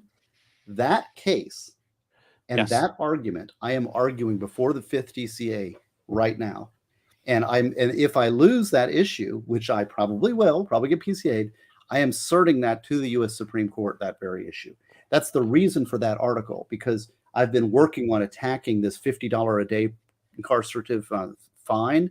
It's been a problem, and I've been putting this brain power into it, and I've developed the conceptual framework for which to challenge that fee. And I've got a really good test case that's going to the 5th. And if they PCA me, I'm taking that to the U.S. Supreme Court. Okay. Hey, Torgo, I saw your chat. I started. I was going to get to it in a minute. No, I read everything. I read everything that comes through. There's no threshold. If you send in 2 cents, I'm going to read it. So, no, I've always hated that notion too, that you have to pay your stay. Now, yes, to the average person on the streets, like, oh yes, they should have to. It's like, well, but for example, I've got this guy. Yeah, this is it's the challenge, and you can read it in the chapter there. But he was given a 22-year prison sentence for basically working a half hour late at his Denny's. He had a 10 p.m. curfew, and he worked till 10:30, and he got busted for that. So for that, he got 22 years in prison and a $400,000 cost of incarceration. Now, I calculated it out. When he gets out of prison in 22 years, he will basically pay that amount will be every dollar that he will ever be expected to earn for the rest of his life. Yeah, that's going to be dang near everything. So that to me is called an excessive fine. Oh, it's definitely excessive. And the opinion that I'm basing that off of is a Clarence Thomas opinion. And he defines excessive fines. Amazing. The brilliance of Clarence Thomas is sometimes stating the obvious. The excessive fines clause means, number one, is it excessive? And number two, is it a fine? Yes. Yeah. And so you think that every penny you'll ever earn your entire life is excessive? Yes. Okay. No, that's the brilliance of Clarence Thomas at times, is simplicity. Oh, simplicity is objectivity and simplicity are the two underrated qualities in law. Yes. Real quick, we're going to catch up a couple things. Torgo the White for $2. See, I told you I'd get to it. Step 1 says the removal of absolute immunity. For judges, yes, and for prosecutors, yeah, I think there needs to be. The problem is that you get defendants. You get defendants who are in prison for the rest of their life, and they have nothing better to do but sue their prosecutors and stuff. So, well, I understand, but it's very much like qualified immunity. It started out as something good, but now it's turned into there's power corrupting absolutely. Yeah, there's no case law that says I can't shoot you 85 times for no reason and laugh about it afterwards. But no, I agree. I agree that there can be some reform somewhere. Something can be done. Farmhand Tom for $4.99 says just got approval from Nick. Oh, there you go. Hey, all right. So that means Nick's going to be on the cards. So our law tuber, there's no such thing, but our trading cards. So I guess that's great. Yes. And Rose, I'm working on my Audible book. I'm going to do an Audible book on Prepare. But give me time. I've got a lot on my plate. Are you going to read it? I will read it. Okay. But it's going to take time. It's going to be months out. Yeah. Yeah. And then Brady's Tiberius says, watch it, Sean. They'll haul you in for insurrection. Yeah. One of the many things they'll probably haul me in for at some point. Well, I am named after Saint Stephen, the first martyr, the first Christian martyr, first one with their head in the gallows. Yeah. That's why I'm such an advocate for individual freedom, because it's my own life on the line. I'll be the first in line, man. I better have freedom. RN Rules for $4.99. Thank you very much. Says on Tuesday, my companion of 18 years crossed the Rainbow Bridge. Saddest day ever. Now I have to find the energy to gather her cat bed and eat. I'm so sorry to hear that. Pets are powerful creatures. Yeah. We form bonds. They're part of our family. Yep. Yeah. In 18 years, that's Yes, I know they stoned him. All right. You don't have to get technical with St. Stephen. Well, yeah, he had a bad day. He had a bad day. Doesn't really matter. It's like, that's why hate crimes. I think hate crimes are so stupid. It's like, I don't care why you got killed. You're dead. It's like, either if well, it's okay. The guy murdered your husband, but it's okay. It wasn't a hate crime. I mean, come on. Yeah. It's murder's murder, whatever reason it is. It doesn't matter to me. Yes. But yeah, RN, I'm sorry for your loss. But you've got 18 years of really good memories, and the neat thing is, nobody can take those away from you. And hopefully in the future, you get another cat, or you get another cat, another animal. Something I'm else interacting with the chat here. I'm sorry. Oh, okay, that's okay. I'm getting it's like a cat. Look, squirrel. I'm a cat. Anyways. But yeah, not Stephen. Stephen, that's true. You're right. Technically, it's Stephen with a PH, but my God-given name from my Catholic baptism is Stephen with a PH. Oh, so come back with that, Stephen C. All right, sorry. It's all right. But yeah, RN, just keep that in mind, and eventually you'll be ready for another cat. I had a cat. Maybe you'll have a I grew up. My cat was named Jerry the cat. Yeah. And he lived for 18 years. He was a great kitty. Reformed Convict for $5 saying, I'm researching and planning finally to get my gun rights reinstated as a convicted felon pro se. Inspired by watching the trial streams. Wish me luck. Good luck. That's hard. Yeah. That's hard to do. Good luck. And depends what state you're in too. Yeah. And hopefully you're in a state where it's a lot easier. Some states it is harder, but yeah, wish you the best of luck on that. And don't I love his Johnny Cash picture. Yes, I do too. And if there's a free man right there. Johnny Cash lived a life, right? Yes. And if you ever if you ever try to get a hold of me, if there's a way I can help you, if I can, however I could, certainly let me know. RSR says, where are you in Ohio? It's a big state. I'm up on the east side of Cleveland, up that way.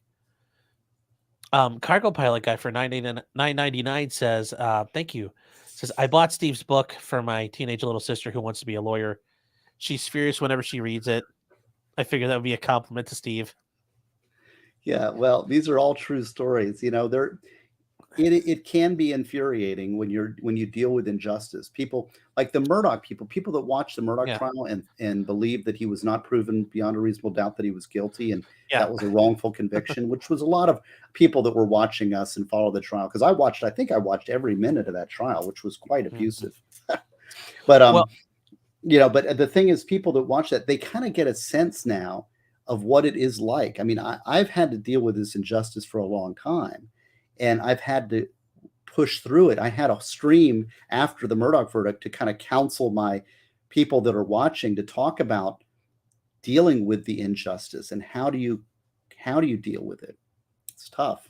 Oh, very much so. Yeah, and that this is, you see this, it's wrong, and at this point, sorry, there's nothing you can do about it, but it happens and you have to accept it. Yeah, it's yeah, and I know this, Steve.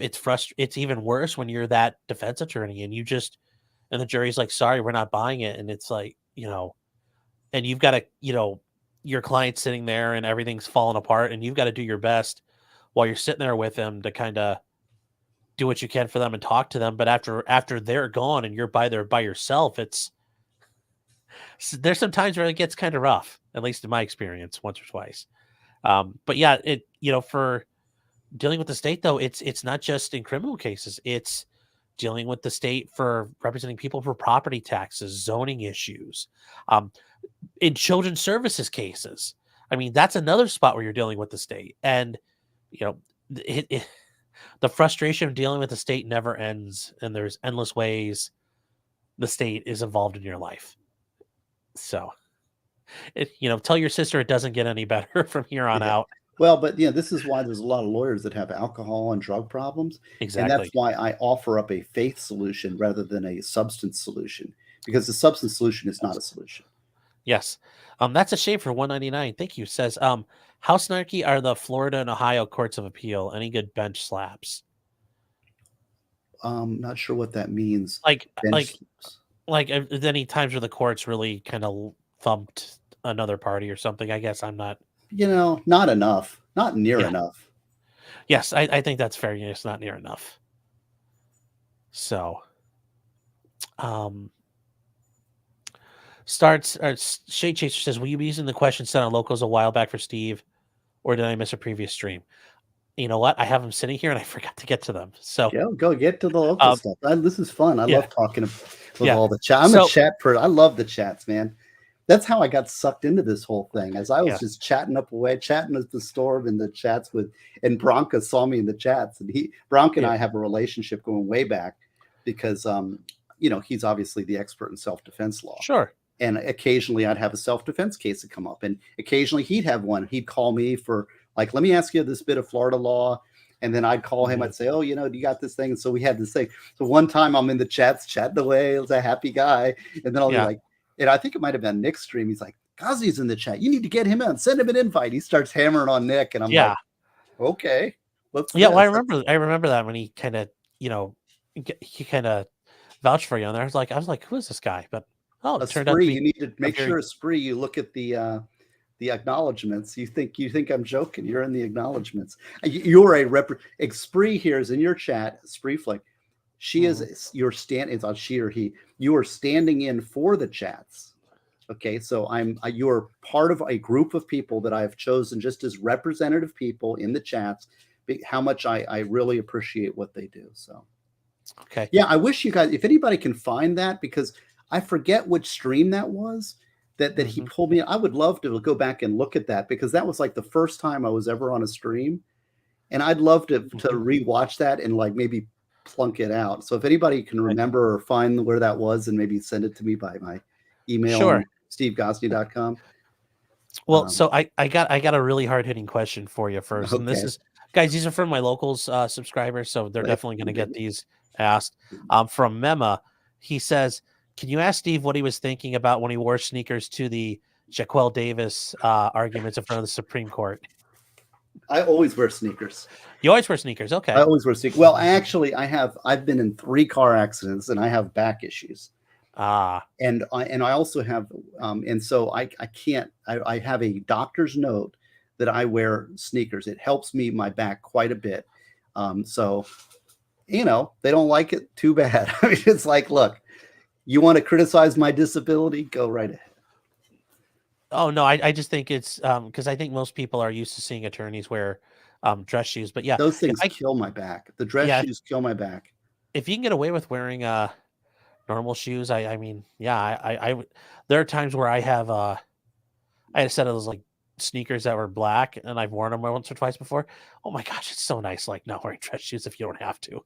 So Esprit, I look, one of the name I remember Esprit, the name, she's getting a lot of attention on this stream, but because I always loved remember the Lotus Turbo Esprit in 007 and Spy Who Loved Me? Is that the one that went underwater? Yeah. I always thought that was the cool. When I was a kid, I was like, that's the coolest car. I want a Lotus Turbo Esprit, Yeah. So Parallax, even though he actually asked, what was the most satisfying appeal that you've worked on? Maybe not even necessarily that it worked out in the way you wanted, but the most satisfying one, I guess, you were involved with. Well, satisfying appeal. The Kelly case was a pretty big one. Let me think. Most satisfying appeal. That's hard to say. There's not a lot of satisfaction in it. See, this is one of the mental ways that you deal with losing all the time in appeals. Is that I get my satisfaction when I file the best brief that I can possibly do. When I hit enter and I know I've spotted all the issues and I've argued it to the best of my ability, I almost forget about it at that point. Because if I get wrapped up in the result, then I will I will be frustrated. I will end up being frustrated and discouraged and negative and all that. So I get my satisfaction in writing, doing the best I can for my clients and writing the best brief for my client, and injustices on the court. There's a number of cases. I have all of my written opinion wins in my CV, which is available at stevegosney.com. If you want to look at them, you can look them all up. The list of cases that I've won or at least had written opinions on. But what appellate lawyers see as wins is not necessarily what clients see as wins. And this is hard to explain. Like I had a guy who did 22 years in prison. And then when he got out, they tried to charge him with like $100,000 extra fee.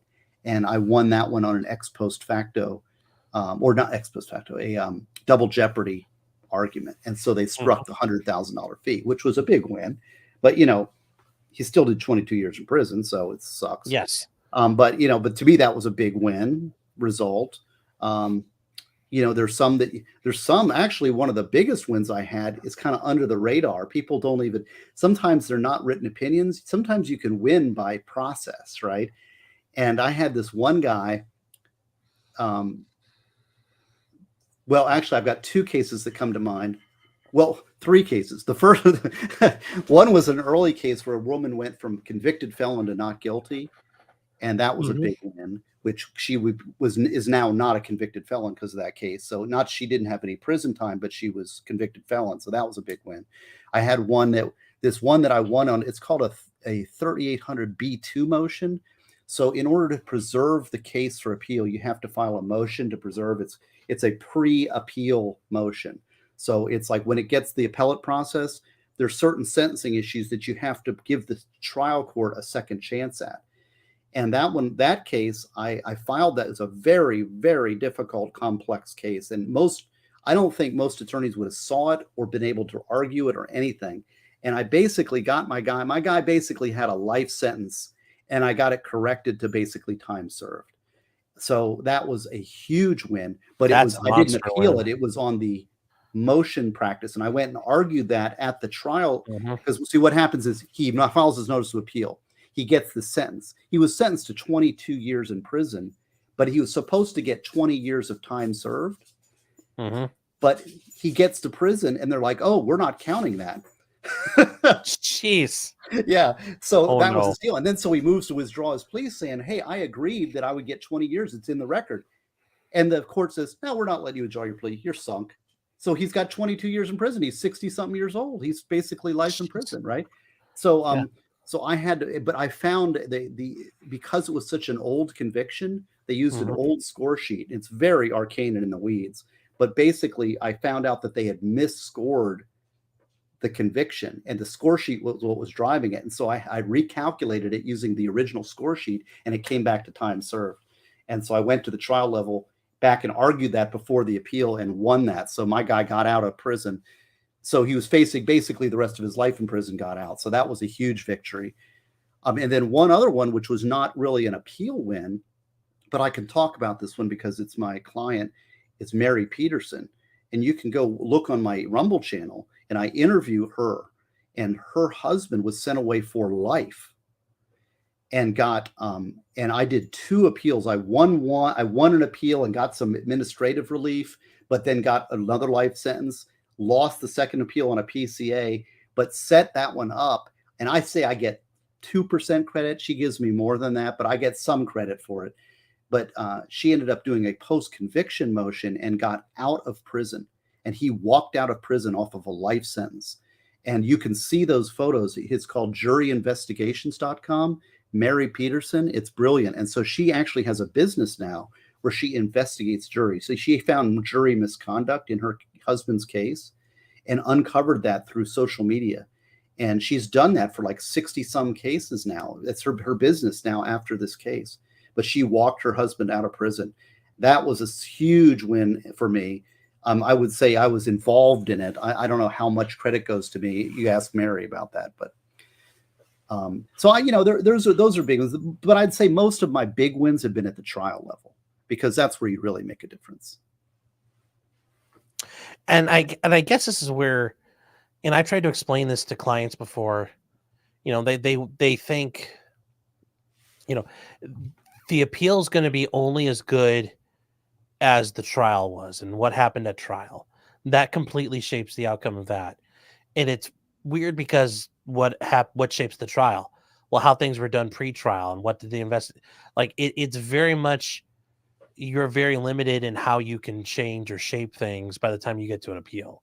Yeah, because there's already been so criminal trial lawyer, because I advise our trial teams. I'm a strategist, so a lot of our trial team will ask me for strategy, and we'll talk strategy because I love strategy. That's my strength. And so a lot of this stuff, there might be one really good appellate issue in the case, and you want to preserve that issue. If the prosecutor's really out of line, the judge is really out of line, corner that issue, right? But these little ticky-tacky objections and stuff are generally useless. And I would say that it has to be a pretty major error to get some kind of appellate relief. And if it is a major error, the defense attorney is generally going to be aware of it, and they need to really make sure it's preserved well. And make sure you proffer. Proffer, exactly. Object contemporaneously, proffer, set it up by pretrial motion, get a court ruling, all of those things. Mm-hmm. Yeah, and if you guys aren't aware what proffer means, a proffer is where you go, you make your objection in front of the judge, and you ask to proffer. And then you're laying out for the appellate court more than the judge. The trial court's not going to change their mind. But you lay out on... What's that? Sorry. No, I'm just looking. Sorry, I'm sorry. I'm interrupting. So the Brooks appeal is no bueno. Oh, yeah. No, he's toast. He's toast. There's no Brooks appeal. That prosecution team was clean. And that's why I gave him an A+. They could have cheated because he was so vulnerable. Yes, but they could have cheated. They could have cut so many corners, but they did it. That's the thing I will say. Sue Opper, I would believe she actually does it by the book every time, because when she had the chance, she could have phoned it in and nobody would have given her a problem about it. And I wonder about that. And this is the thing. I'd like to talk to defense attorneys in that area and see, because that was a spectacular show by the prosecution team. I hope they do that kind of quality of work in every one of their cases down to the lowest misdemeanor. Yes. Oh, I agree. Even whether it's a traffic ticket, a license plate ticket. I hope that's how they handle it. Yeah, that was the best prosecution team I've seen. And I would give the what's the name of that? The one over in Tampa, the death case. The Matthew Terry trial over in Tampa was also a very good, and so was the defense team was A+. I mean, the defense team was excellent also, but that was a great trial. In fact, there was a judge in there was excellent. That if somebody wants to watch a great trial, Vices and I covered that. It was the Matthew Terry murder trial. I gave prosecutor a B, judge an A+, defense an A, and the jury an A. Excellent, excellent case. The way it should be done, lean and mean, efficient. The only thing is that the prosecutor got caught in a little ethical quandary, so I had to grade him off for withholding a little evidence and trying to play loosey-goosey. Well, yes. But yeah, they do that. They tend to do that. But no, as far as guys, when I was going to finish up with the proffer, you lay out for the appeals court and you're explaining to them, here's what I'm objecting. If I was allowed to ask these questions, here's what that evidence would have deduced, and they would have been able to tell me X, Y, and Z. And then you may have to lay out further how this would have gone and what you believed it would show. That way the appeals court can look at it and say, okay, well, yes, that was the court improperly stopped you. And that's how you lay it out. Because if you just object, the court overrules, the appeals court's going to say, well, I don't know what's going on. Okay, you objected, but why? What was the problem? And they'll just blow it off. So you have to lay out your proffer. You have to lay out what was going to happen and what did you expect to happen. So that's why a proffer is very important. Oh yes, Judge Doro was Brooks' judge. Yeah, she's running for the Supreme Court of Wisconsin. Yeah, I gotta say, I gave her a C. I was not impressed. Now, I think it's hard for me to judge her as a judge overall because this was an unusual case. And I go through it. Like you go back, you could go back on my Rumble channel and look at my grading, and I discuss all about why I gave that grade to her. I don't like the fact that she went right on and lobbying for some kind of Supreme Court justice. She was posing for the cameras. I was not impressed. Now, she might be a fine judge in most cases, but this case, I think, showed her limits and beat her. There was some pathology going on, and she does not understand appeals because the way that she was, like, every time she would repeat herself. Yes. Once it's in the record, it's in the record. Yes. And you can just say, as I previously, every time. Yeah.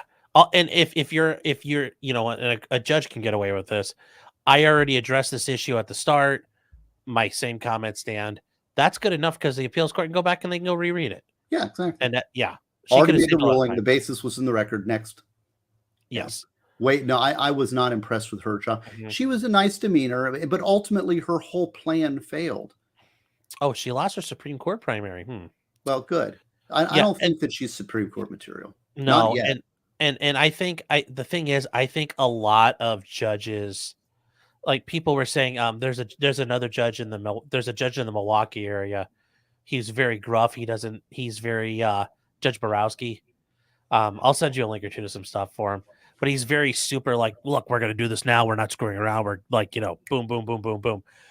And a lot of people think, oh, he would have been a better judge for Darrell Brooks. The thing is, I don't think you can. Most judges are going to have a difficulty with that case because that's not something, he's probably like the first of its kind like that, where you have a sovereign citizen like that, where it's just, he's a sovereign citizen, but he's also really stupid. It's such a high profile case and it's being televised in front of the entire country. So it's kind of like with Lance Ito. A lot of people, OJ's judge, a lot of people give him crap for how he did it, but that's like the first time any judge ever had to deal with this stuff. Yeah, and he was not good, but he was not good, but I think he had to be that first guy walking out in the minefield to know, okay, well, yes, we shouldn't do it that way. Well, the judge in the Matthew Terry trial is now there's a law and crime. In fact, I'm surprised some of the people haven't picked up on this case. There's this guy, the ice cream truck murder guy. Yeah. Oh, it's that guy. It's that same judge because he's been law and crime is always in his courtroom. That judge is excellent. At least in Matthew Terry, he's the best judge I've seen on the TV. Excellent judge. Now, he's somebody I'd like to see be elevated to the Supreme Court or up to a higher court because that guy is fair, smart, to the point, controls his courtroom. I gave him an A+. Yeah, excellent judge. He's done a bunch of them, and he's a very, I think he would be. And the thing is, guys, a judge who's just consistent, whether they're good or bad, is an amazing thing to have because at least you know what you're going into. The most important quality for a judge, though, number one, blows everything away. It's the most important thing is fairness. Yes. Fairness. If a judge is not fair, I don't care if they're smart or not. Smart is bad to an unfair judge because that means they know how to cover their unfairness. Yes, they're intentionally. And I like a judge who's got a good demeanor on the bench, but I'll take a bad demeanor if he's fair. Yes. I can handle some rough talk. I'm a big boy. Mm-hmm. So if you want to be nasty to me, but you're fair, I'll take that. I'd rather not. But, if you've got a fair judge who's smart and who's got a good demeanor, that's an A+ judge. Yeah. And the other thing too is there's the consistency that they are, that they don't, yes, there's sometimes where facts will change things, but at least you can go in there knowing here's how this judge rules. And it, that's part of the fairness, I think, is the consistency that, and they may rule a little heavy-handed, but at least it's, as long as it's within the bounds of the law. I mean, certainly you're going to say, well, that sucks, but at least that going into it, and you can work around that or deal with it. When you're the ice cream trial, I don't know anything about that trial. Somebody to bring it up. Yeah, it sounds interesting. I just know that judge is, at least from the Matthew Terry trial, is a really good judge. You want to see a good judge in action. There's one I'll put a thumbs up to. Oh, 100%. I would agree with that 100%. Then there's another question here. Paul's saying, if I was looking for a defense attorney, would it be a good tactic to ask a lawyer who specializes in appeals? I think I don't know if he means like for a reference. For a reference. Yeah, maybe. It's actually not a bad strategy. They can tell you which. Yeah, they can say which attorneys have not screwed it up. Well, yeah, probably. Maybe that's not a bad tactic. It's hard. It's hard to. How do you advise a client? Like, how do you find a good attorney? That's a hard. I would say it would not be a bad, but I wouldn't rely on it. I would use that as one of many resources. Good. Aussie knows. See, it's universal, isn't it? Yes. Ideal judge. You see what he says? Yes. Fair, good temperament, consistent, and preferably after lunch. That's a wise man. Yes. So, there's another one here. Let me see it. Rusty Shackelford is saying, did you ever give your thoughts on the death penalty? Who's that, to me or you? To you. Oh yeah, I'm very widely known for being anti-death penalty. But in fact, I will say, I may forward a plate, and this is the thing. I've got a very comprehensive outline that I developed when I was teaching Andrew Branca's American Law Course's criminal law class, talking about, because the question is not, are you pro-death penalty or are you anti-death penalty? That is the wrong question, because you will never be asked to, that answer has no meaning, because you will never be in a position to actually decide that. The better, and the question that you really is confronting you as a citizen and you as a voter is whether the death penalty as a public policy matter is a net plus or a net minus for society. Is it a net negative or a net positive? That is the question, because that is what you are asked to do, is elect politicians who then implement a death penalty as a public policy or not. So then the question becomes, is it a net positive for our society or a net negative? And what I've got is I've been cataloging arguments for and against the death penalty. Having been somebody that was 60-40 for the death penalty, and now I am 100% against it after being on both sides, I will say that it's a lot of uncivil law. Look at you. I will say that on both sides, I've viewed this. In fact, uncivil law and I had a discussion about this. He's very pro-death penalty, or at least he says. I don't know. Maybe he's just pulling my. By the way, hello, Kurt. But I'm working. In fact, I've got a death penalty appeal coming in, and I've got a whole lot of research that I want to do before that death penalty appeal hits me. So I may actually develop that idea into another book. And I've actually got a tentative title, and it's called Death Penalty Designs. And it will be about the public policy arguments for and against, and the weaknesses for and against of those arguments, as well as procedural problems and procedural limitations on the death penalty as it exists. So I think I was going to be like a handbook for the death penalty practitioner. And I will do that for my own benefit so that I'll be a better practitioner in the death penalty area, but also to try to explain where the issues are. It becomes such an emotional knee-jerk reaction. It's like, oh, I'm against it. Well, that Parkland guy should have been killed. So I'm for it. And it's like these emotional knee-jerk reactions when that's not the question you're answering is not a question that's before the court. The question is that as a public policy matter, is it a net positive or a net negative? If it's a net negative, we need to get rid of it. If it's a net positive, then okay, then we can have a death penalty, right? But that's where the debate in the political debate should be. And so this is where I want to flesh out. So that may be my next legal book. I've got my difficult dog already written, so the next one's a children's book. But after that, maybe a death penalty book. Okay. Real quick, I just wanted to say for Nicholas Starro, all the way over in Sweden, thank you for actually hold on, he had it here.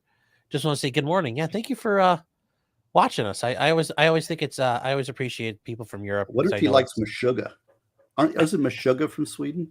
It's surströmming. That's the fermented fish you're probably thinking of. What? It's surströmming. It's fermented herring, and they eat it. No. You don't know Meshuggah? Okay. I don't know Meshuggah. Okay, well, you're just not cool. That's the chat knows who Meshuggah is. Oh, hold on here. There's a good one. You need to do a children's book about the death penalty. That's right. But no, this thing here from Dick Dickstein saying I can't trust the state not to lie, so no to the death penalty. That's one of the arguments against. I think that's a argument, but I guess this is one of the reasons why I do support it. If you can't trust the state to do that, you can't trust the state to punish a person, period. Because as a conservative, do you want your state to have the power to execute its citizens? I've already given that. Well, I mean, at the end of the day, I've already authorized the state to have that power through the monopoly of violence. But I do think there are times where it is warranted. But the idea that I don't trust the state to be accurate about it, then I think if you truly support that, locking someone up for life, well, we may release them later. Okay. If you release somebody after 20 years in the can, that's you've destroyed that person. Well, and I will say that this argument and this debate is so much deeper and more complex. Oh, I think so. Any discussion that we can have can really fully flesh out. That's why I want to write it down. Yes. But I think one of the arguments, though, and this is something, if I can't trust the state to execute somebody, I can't trust them to punish anybody, period. Because I truly view the state using its force. If it's unlawfully being used and it's untrusting, I can't trust the state to use slight force on somebody because, okay, you're fining me for a speeding ticket. I'm not going to pay that ticket. Well, eventually, at some point, the state will use force to resolve that issue. And if I don't trust the state to properly execute somebody, I can't trust that the state's properly got somebody for speeding. Now, I think, yes, obviously there's a difference between the murder and the speeding ticket, but I do think you run into the issue. The problem with these debates that we're having, and I don't want to get tied up because this is a long debate. Yeah. The problem with these debates we're having is that everybody has their canned response to why they're for or against. And that's the extent of it. Goes like, okay, here's my argument. And they might have a sub-argument, but they'll have one or two. Okay, sure. And that's my response to anybody who is opposed to me. And I'll say the same thing. If I'm pro, here's my canned responses that show. And then we never get beyond these surface level reactions, or even if they're rational and they're good arguments, we never get to the balanced about, have we really considered all of the pluses and all of the minuses and really weighed them as to whether it's a net positive to society or a net negative? Oh, and I agree. That's where it becomes, and that measuring the value, well, that becomes an issue of, well, how do you measure the value too? Because and that's a whole nother discussion as well. So I know I agree. It's something that would have to be a 25-part video series at the very least, or a book. Well, yes. Oh, yes, called Death Penalty Designs. Yes. I'm working on it. Yes. Megan K for $10. Thank you, Megan. I appreciate it. She says, "Do you think AI could replace judges? Keep the same defensive prosecutor relationship with the jury, etc. And if so, would that be a good thing?" I no, I would not like that. No. I will put Yeah. no on both those. There is a little bit of AI in this book. There's an article. See, this is ridiculous, isn't it? I'm not really great. See, this is the thing. I mean, I've written an article on that. The article on police narration of a video, yes, is actually part of a paper on. It's part of a paper on AI assisted identification off of photography evidence, and how, as a defense attorney, you can challenge that, and why that's subject to Daubert predicates. Well, well, yeah, there's that, and also, have you ever heard of ShotSpotter? It was this company. They were saying that they could help triangulate gunfire areas. Oh, and it failed like 100%. Oh yeah, well, they found out. Yes, they found out these guys are full of shit, and they were jailing people for years on end, and then they found out, oh wow, it doesn't work. Well, this thing on Murdoch, this shell casing matching BS. I had another case. The FDLE does this all the time, and they say, it's my opinion that this shell was fired out of the same gun as this shell here. BS. And somebody's going to get wrongfully convicted of that. And I wish somebody would, like the Innocence Project or something, would do an injunctive relief against the Florida Department of Law Enforcement to prevent them from ever opining that this is a match. You know, there is legitimate gunshot science. Matching is not one of them. And the thing is, they don't even need it. They don't need it. They can say the firearm recovered was a 38 caliber revolver. The bullet recovered is a 38 caliber revolver, is a 38 caliber bullet. This bullet is consistent with being fired out of this revolver. All of that's perfectly legit in science, right? Yes, but when they 100%. say this bullet is fired out of this gun to the exclusion of all other guns, that is such faux science. And somebody's going to get falsely convicted, or multiple people.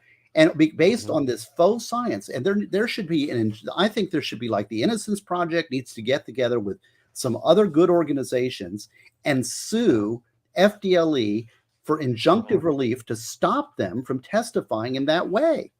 It is false science. And it's not just Gosney talking. It's Tobin and Blau paper, which I've talked about. I was hoping Tobin would testify in Murdoch. He didn't. But also the President's Council on Forensic Science. And also there's the National Science Foundation, the National Science Council, which are both federal agencies, have both said this is faux science. It's not scientifically valid. So there needs to be injunctive relief, because I'm seeing it. I'm doing, in fact, it was in an Anders brief today that I filed, and in that Anders brief. Now, it was not, in the scheme of things, it was not relevant to what I was arguing. But I pointed it out to the appellate court that this is fake science, and here's FDLE saying the same thing over and over again. Sorry, FDLE is Florida Department of Law Enforcement. Yeah, that's Florida's SLED. Yes. Yeah, sorry, it agitates me because somebody's going to get convicted. Murdoch may have been convicted on that faux science. Oh, I think he very well could have, and that's the problem with this. The way the forensic community is, like, I'm a member of this, I'm a member of this association, and we've talked about it during the trial. They're all bullshit. It's some guy running a PO box, so they can have accreditations. People are interested in this type of thing need to look at Chris Fabricant's book. He's the I forget, it's called Junk Science. And he goes all through about the bite mark. And there's a fellow that was convicted on bite mark evidence. Yes. And he did 35 years in prison. And he was wrongfully convicted. And he later was exonerated under DNA. Yeah.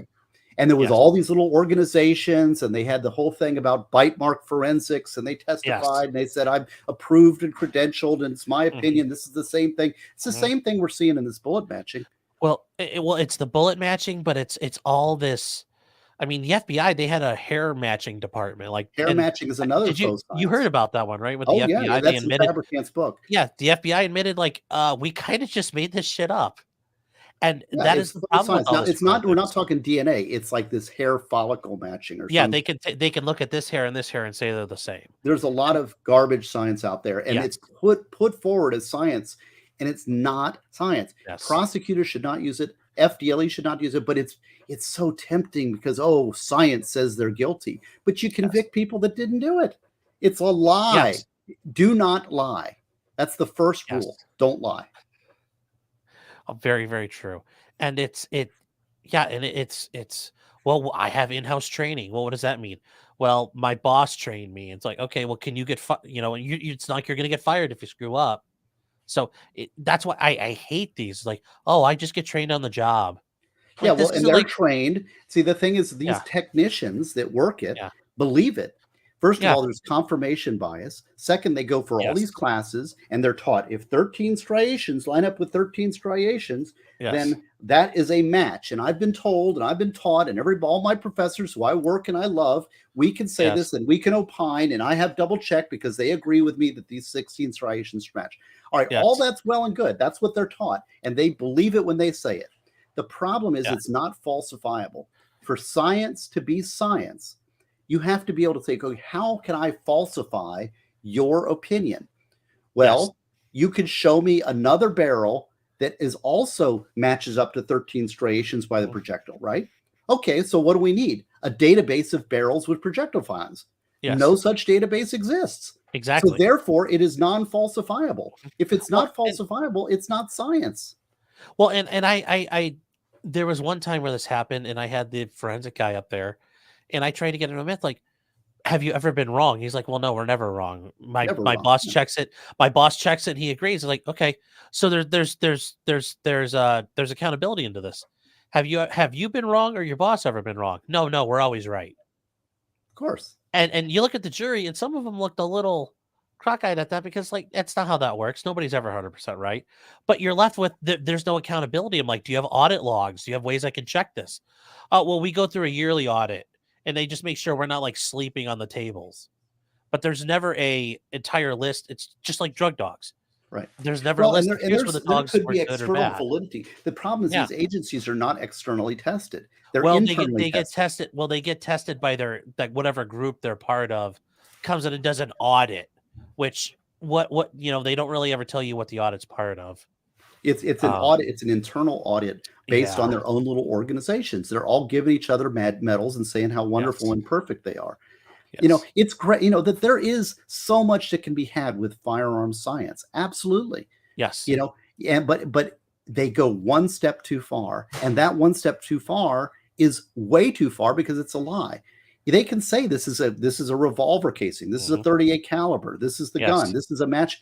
They can say this gun can fire this projectile. This is, consistent with a ricochet. There's so much good science there that they taint it with this going too far matching BS. I'm sorry, I get fired up. Oh no, you're fine, and I get pissed off about it too.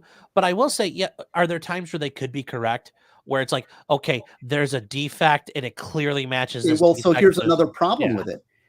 But what's another problem is, what is the error rate? Yes. Okay. Error rate, what is the error rate? We don't know. Yeah. If you don't know the error rate, it's not science. Yes. Okay. I mean, is it because like polygraphs? People say about polygraphs, and they're generally not admissible. But my understanding of polygraphs is you can go from basically most people, and even people who are trained and are experienced, are no better than 50-50 judges of deception. That means judges, prosecutors, cops, defense attorneys, people in general are about 50-50 when it comes to judging deception. All right. The addition of a polygraph machine, or what these machines that they have now, you can actually raise that up to about 80%. Okay. Which is pretty good. That's a pretty significant bump up in detection. But 80% means you have a 20% error rate, which is not science and not admissible. Yes. That is too great of an error rate to allow that into court as a scientific finding. Yes. So therefore, and so the thing is, now I ask you, Mr. Sean, what is the error rate on tool mark matching? We have no clue. Yeah, we don't. And that's a problem, isn't it? Yes. Oh, it very much is. Is it one in a million, or is it 1 in 10? Yeah, and that's where I think we were talking about this during the word out thing, because somebody said, well, can it ever be right? And I said, yes, in the situations where it's like clearly there's like some sort of defect that's clear that this is from only this thing, yes, but at that point you don't need the tool mark examiner because you can just show, look, here's what this came from. They wouldn't have to go through all the nonsense. It's self-referential. Yes, for it's the faux science. yes. If you don't believe me, go read the Tubin article on it. Go read the National Science Foundation's findings on the forensic science. I'm not out of line. The problem is FDLE is out of line. The problem is these state agencies that say they can do it are out of line. It's faux science. These colleges are out of line to teach it. Yeah. Huh? The colleges that teach this stuff. It's not colleges. It's people go to get a criminology or forensics degree, and I've got a master's degree in criminal justice. What does that make me? Does that make me any better? No. But I'm just saying, there are people though. I went to school for forensic chemistry, and it's okay, and they go through forensic. They take forensic classes in their their college training. I've seen in some. Right. They go there and they're trained, trained to look through the microscope and measure the striations and compare them against the striations of a sample cartridge. And they're taught if 13 match, then that's a match, and that's therefore definitive. But they can't say that. It is founded on a presumption that is false. 100%. And then we go off enough. That you've heard it. I've ranted on this long enough. Yes. So Nicholas Starro, though, he wanted you to know for 50 Swedish 50 kroners. Meshuggah is great. Okay, it's a band. Okay. Hey, yeah, Tomas Haka is abnormally good, and if you like Meshuggah, you will like Burning Inside. Well, I will say that Meshuggah is one step beyond my ability to listen. I went and saw them live, but my son loves them. Okay. But I got to say, it's more extreme than even I can take. I had to go take a break. It was too much for me. I had to, but it's just relentless pounding. It's insane. Yes. There's a really good Bill Burr episode. If you want to learn who Meshuggah is, go look up Bill Burr, the comedian. Yeah, and he talks about going and seeing Meshuggah. It's a funny 8-minute skit on Meshuggah. I'll have to look at that. Yeah, Bill Burr on Meshuggah. Cargo pilot guy for 199 says K9 units are garbage science too. Yes, dogs are awful. Dogs are a Ouija board that barks. That's pretty much what they are. At least in my experience. I'm sure Steve is. Oh, I'm sorry. I'm listening. My dog is barking out here. Well, yeah. Well, not the good dogs, not the good boys, but the police dogs. So that's and then and yes, the Supreme Court doesn't. The Supreme Court doesn't help with that either. Well, DNA is very good evidence. Yes. Fingerprints are generally good. Now there's some questions about how good. But fingerprints are also pretty good science. But there's good old fashioned police work. That this is the thing. It's there's no cheats here. There's no quick thing. DNA is amazing what they can do, but there's no computer that you can slip it into the thing and it outputs and again chewing the gum. Well, we got him now. That's just television. Yes. Darcy for 1999. Thank you very much, Darcy. Is saying we have ShotSpotter here in Oakland, California. They usually find somebody shot nearby. We call it a body finder, sadly. Yeah, I'd say in Oakland. Yeah, but that's Oakland. I mean, you could look anywhere and there's a body. Yeah, that's the confirmation bias there. Yes, and then cargo pilot guy for $4.99 is saying you can be released from prison and compensated if you've been wrongfully imprisoned, but you can't be resurrected. That's fair. Well, there should be, but somebody was suggesting, I forget what somebody there should be reparations for somebody who's taken to trial and found not guilty. Or maybe there should be a jury verdict form that says guilty, not guilty, actually innocent. And Bronca talks about that with the Kyle's Law thing. Yeah. Yeah. And if they say actually innocent, they're entitled to compensation. And I don't think that's a bad idea because that'll, and it's if it's not guilty, the state pays for that.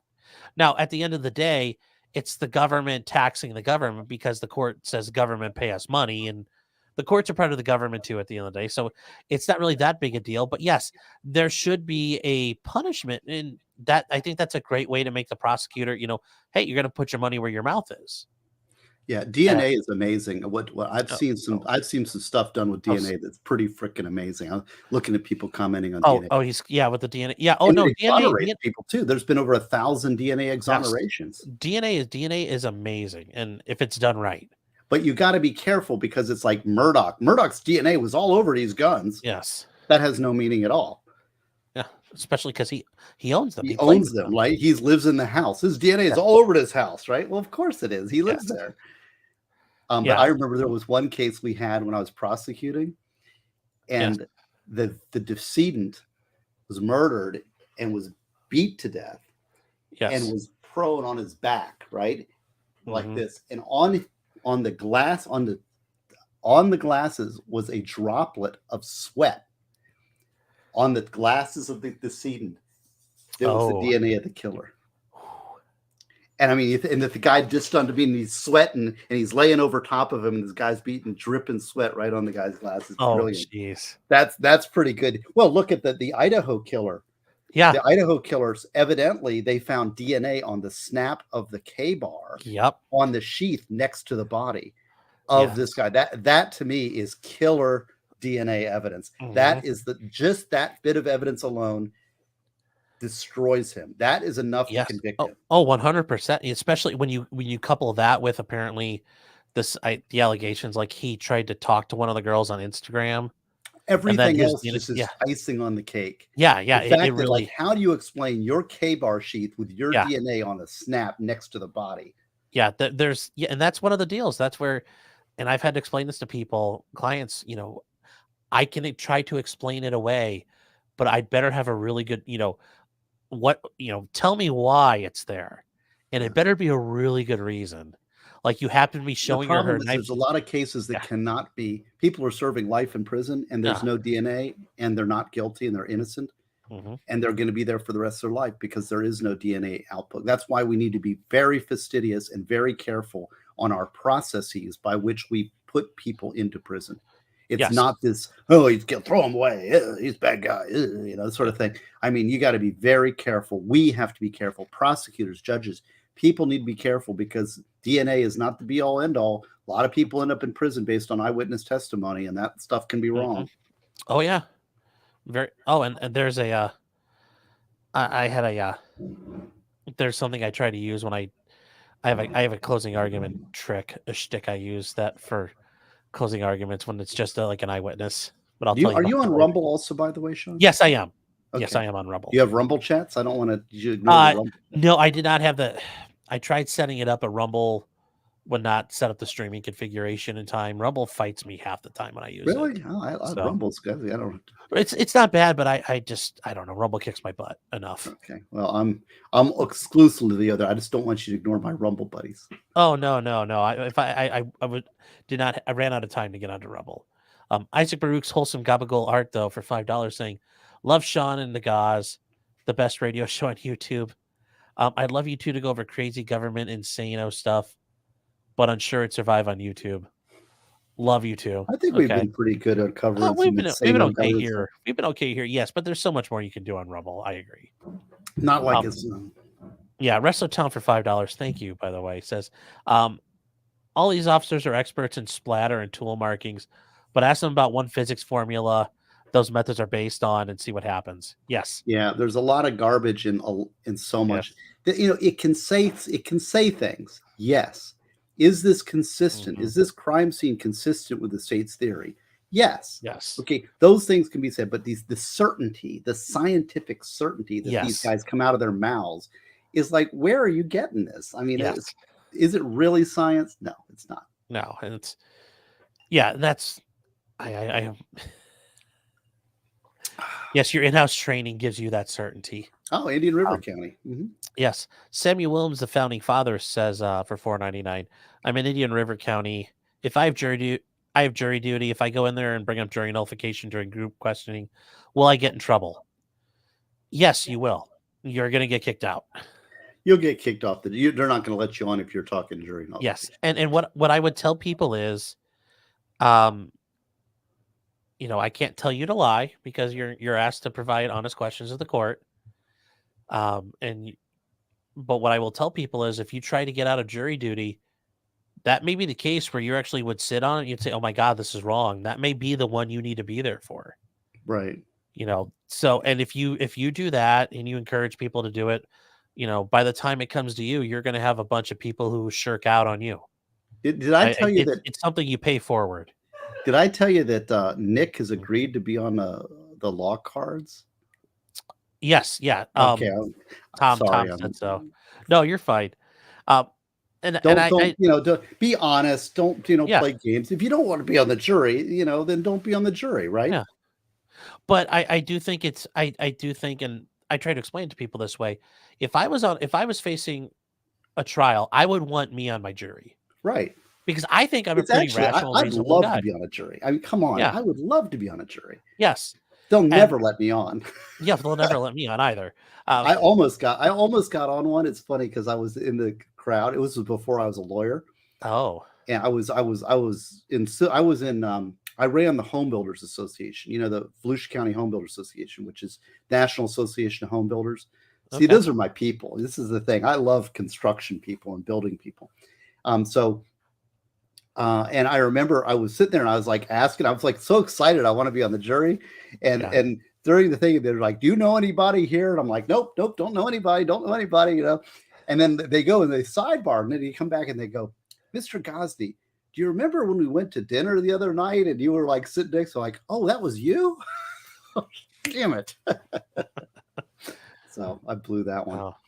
But I was like, because I had been to dinner with one of the prosecutor. I didn't even, I'm so bad with names and faces and stuff. Yeah. I forget, Is it true? I've heard this in Florida, technically, because you're a member of the bar, you can't serve on a jury. Is that a law? I don't know. Okay. I just know that you don't have to worry about it because you never get on it. They're never going to let me on. Are you kidding? So, no, but I think there's some states where you're legally barred from being on a jury if you're probably, yeah. Which I think is a violation of. I mean, you have the right. It's not necessarily your right, but it's a defendant's right to have a jury. But no, you have the right as a citizen to be on a jury.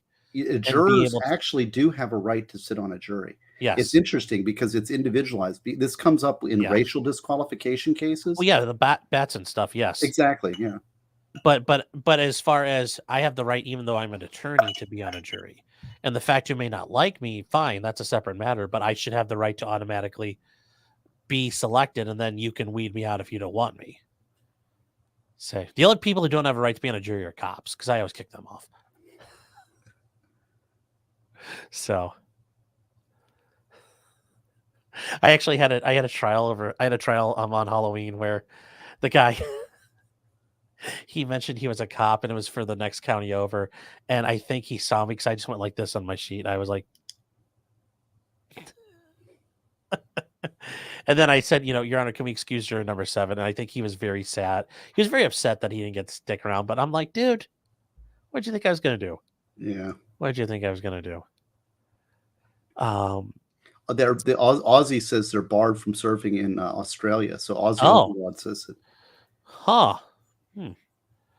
That's also Nicholas again is saying for Meshuggah it's 15,000 in the audience headbanging to 20 different tempos and none are wrong. Right, exactly.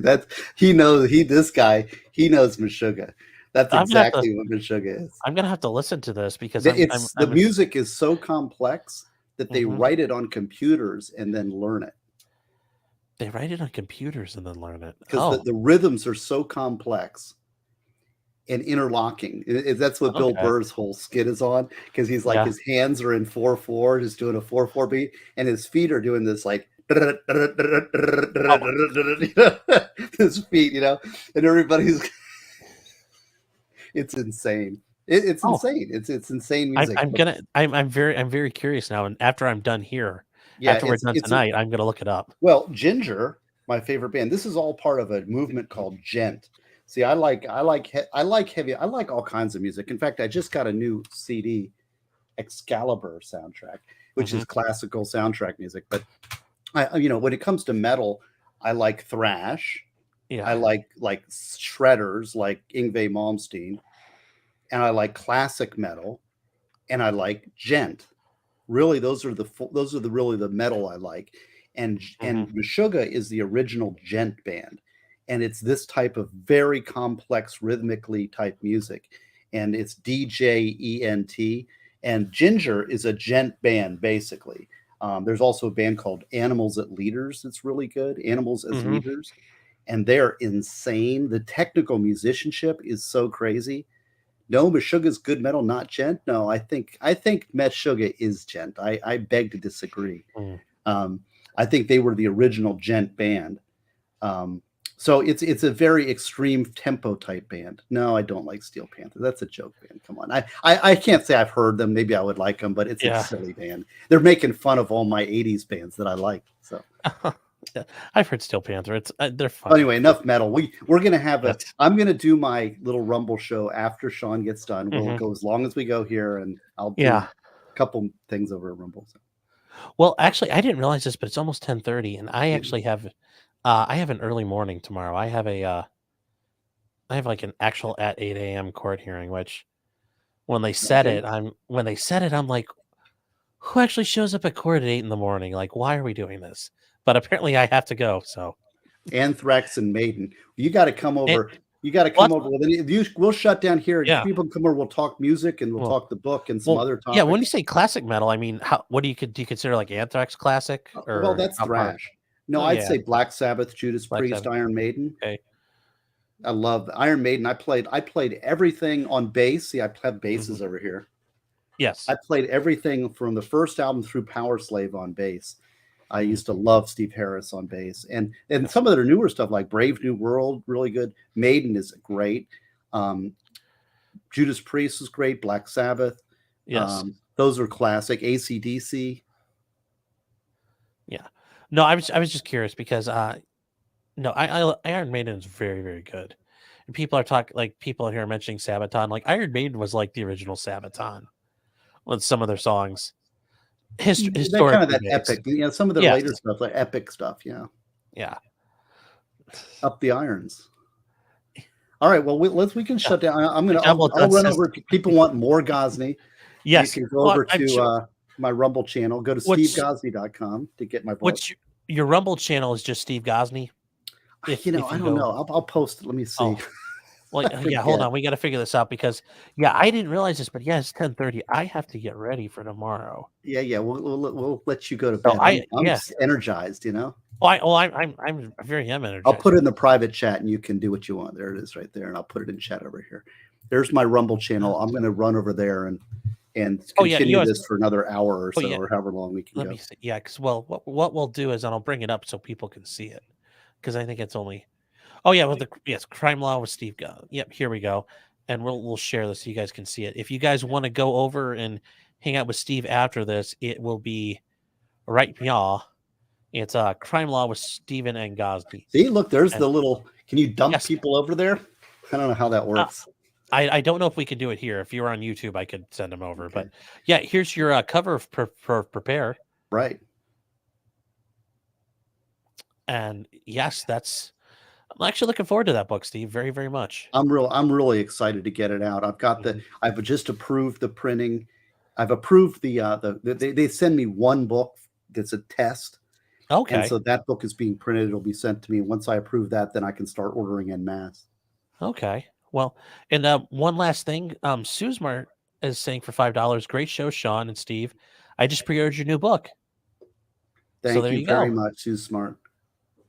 Yeah, guys, and if you do, it's available for pre-order. I highly recommend it. I think it'll be very good. And I think that's it for us tonight so far. So, Steve, thank you so much for your time. I appreciate it. It was fun, man. It's great, and I'm glad you're involved. Email me with some ideas on cards because we're working on that. We'll get those out too, right? Oh, I'm gonna come. I got some ideas. I got some ideas for some other people as well. So great. All right, guys. Well, that is it for us tonight. Once again, SteveGosney.com, Steve Gosney over on Rumble, and there's so much. There's just not enough time to say all the good words. Go on for all. You're fun to talk to. It's a blessing. Thanks, Steve. I appreciate it. But not enough good words I can say right now about Steve. All the things that he's doing. Get your kids' book for The Difficult Dog. It'll be great as well when that comes out. Well, Prepare is what I should be focused. Yes. See, I'm not Prepare. a very good marketer because Prepare is the one that is currently on pre-order. Everything else, I'm just talking. Prepare, yes, but it's still worry about. Prepare. Hold on, we got to do it right. Prepare. The Handbook for Individual Freedom. Yes. Available now on pre-order. Yes, available now on pre-order. Ideas and Answers in Law as well, guys. Are you going to do another printing of that? Oh, yeah. In fact, I just ordered some more. I mean, this one's, it's in population. It's in circulation. This is more law geek, law nerd type stuff for practitioners, for people who are interested in the law. This is what I do, you know. So this is very much my best I can give expert stuff about the law and about criminal process. Yes. But Prepare is much broader. It's for everybody who wants to free their minds from tyrannies, internal and external. So it's a very important book. It's the one I've been wanting. It's my life's work, and I'm really excited about it. Vince is saying, how do I find him on Crumble? Once again, you're going to find him over here. Just type in Steve Gosney, and it should pop up here. There's 2 of them, but click on the one with more followers because that'll be the good one. Cool. All right. We'll catch you there. I'll be over there in just a minute. All right. Thank you so much, Steve, and everybody. Thank you for being here tonight. Everybody who's liked, everybody who's been here. Appreciate all the comments. Appreciate all the super chats, you guys. And remember, until next time, just because you did it doesn't mean you're guilty. Good night, everybody. Good night.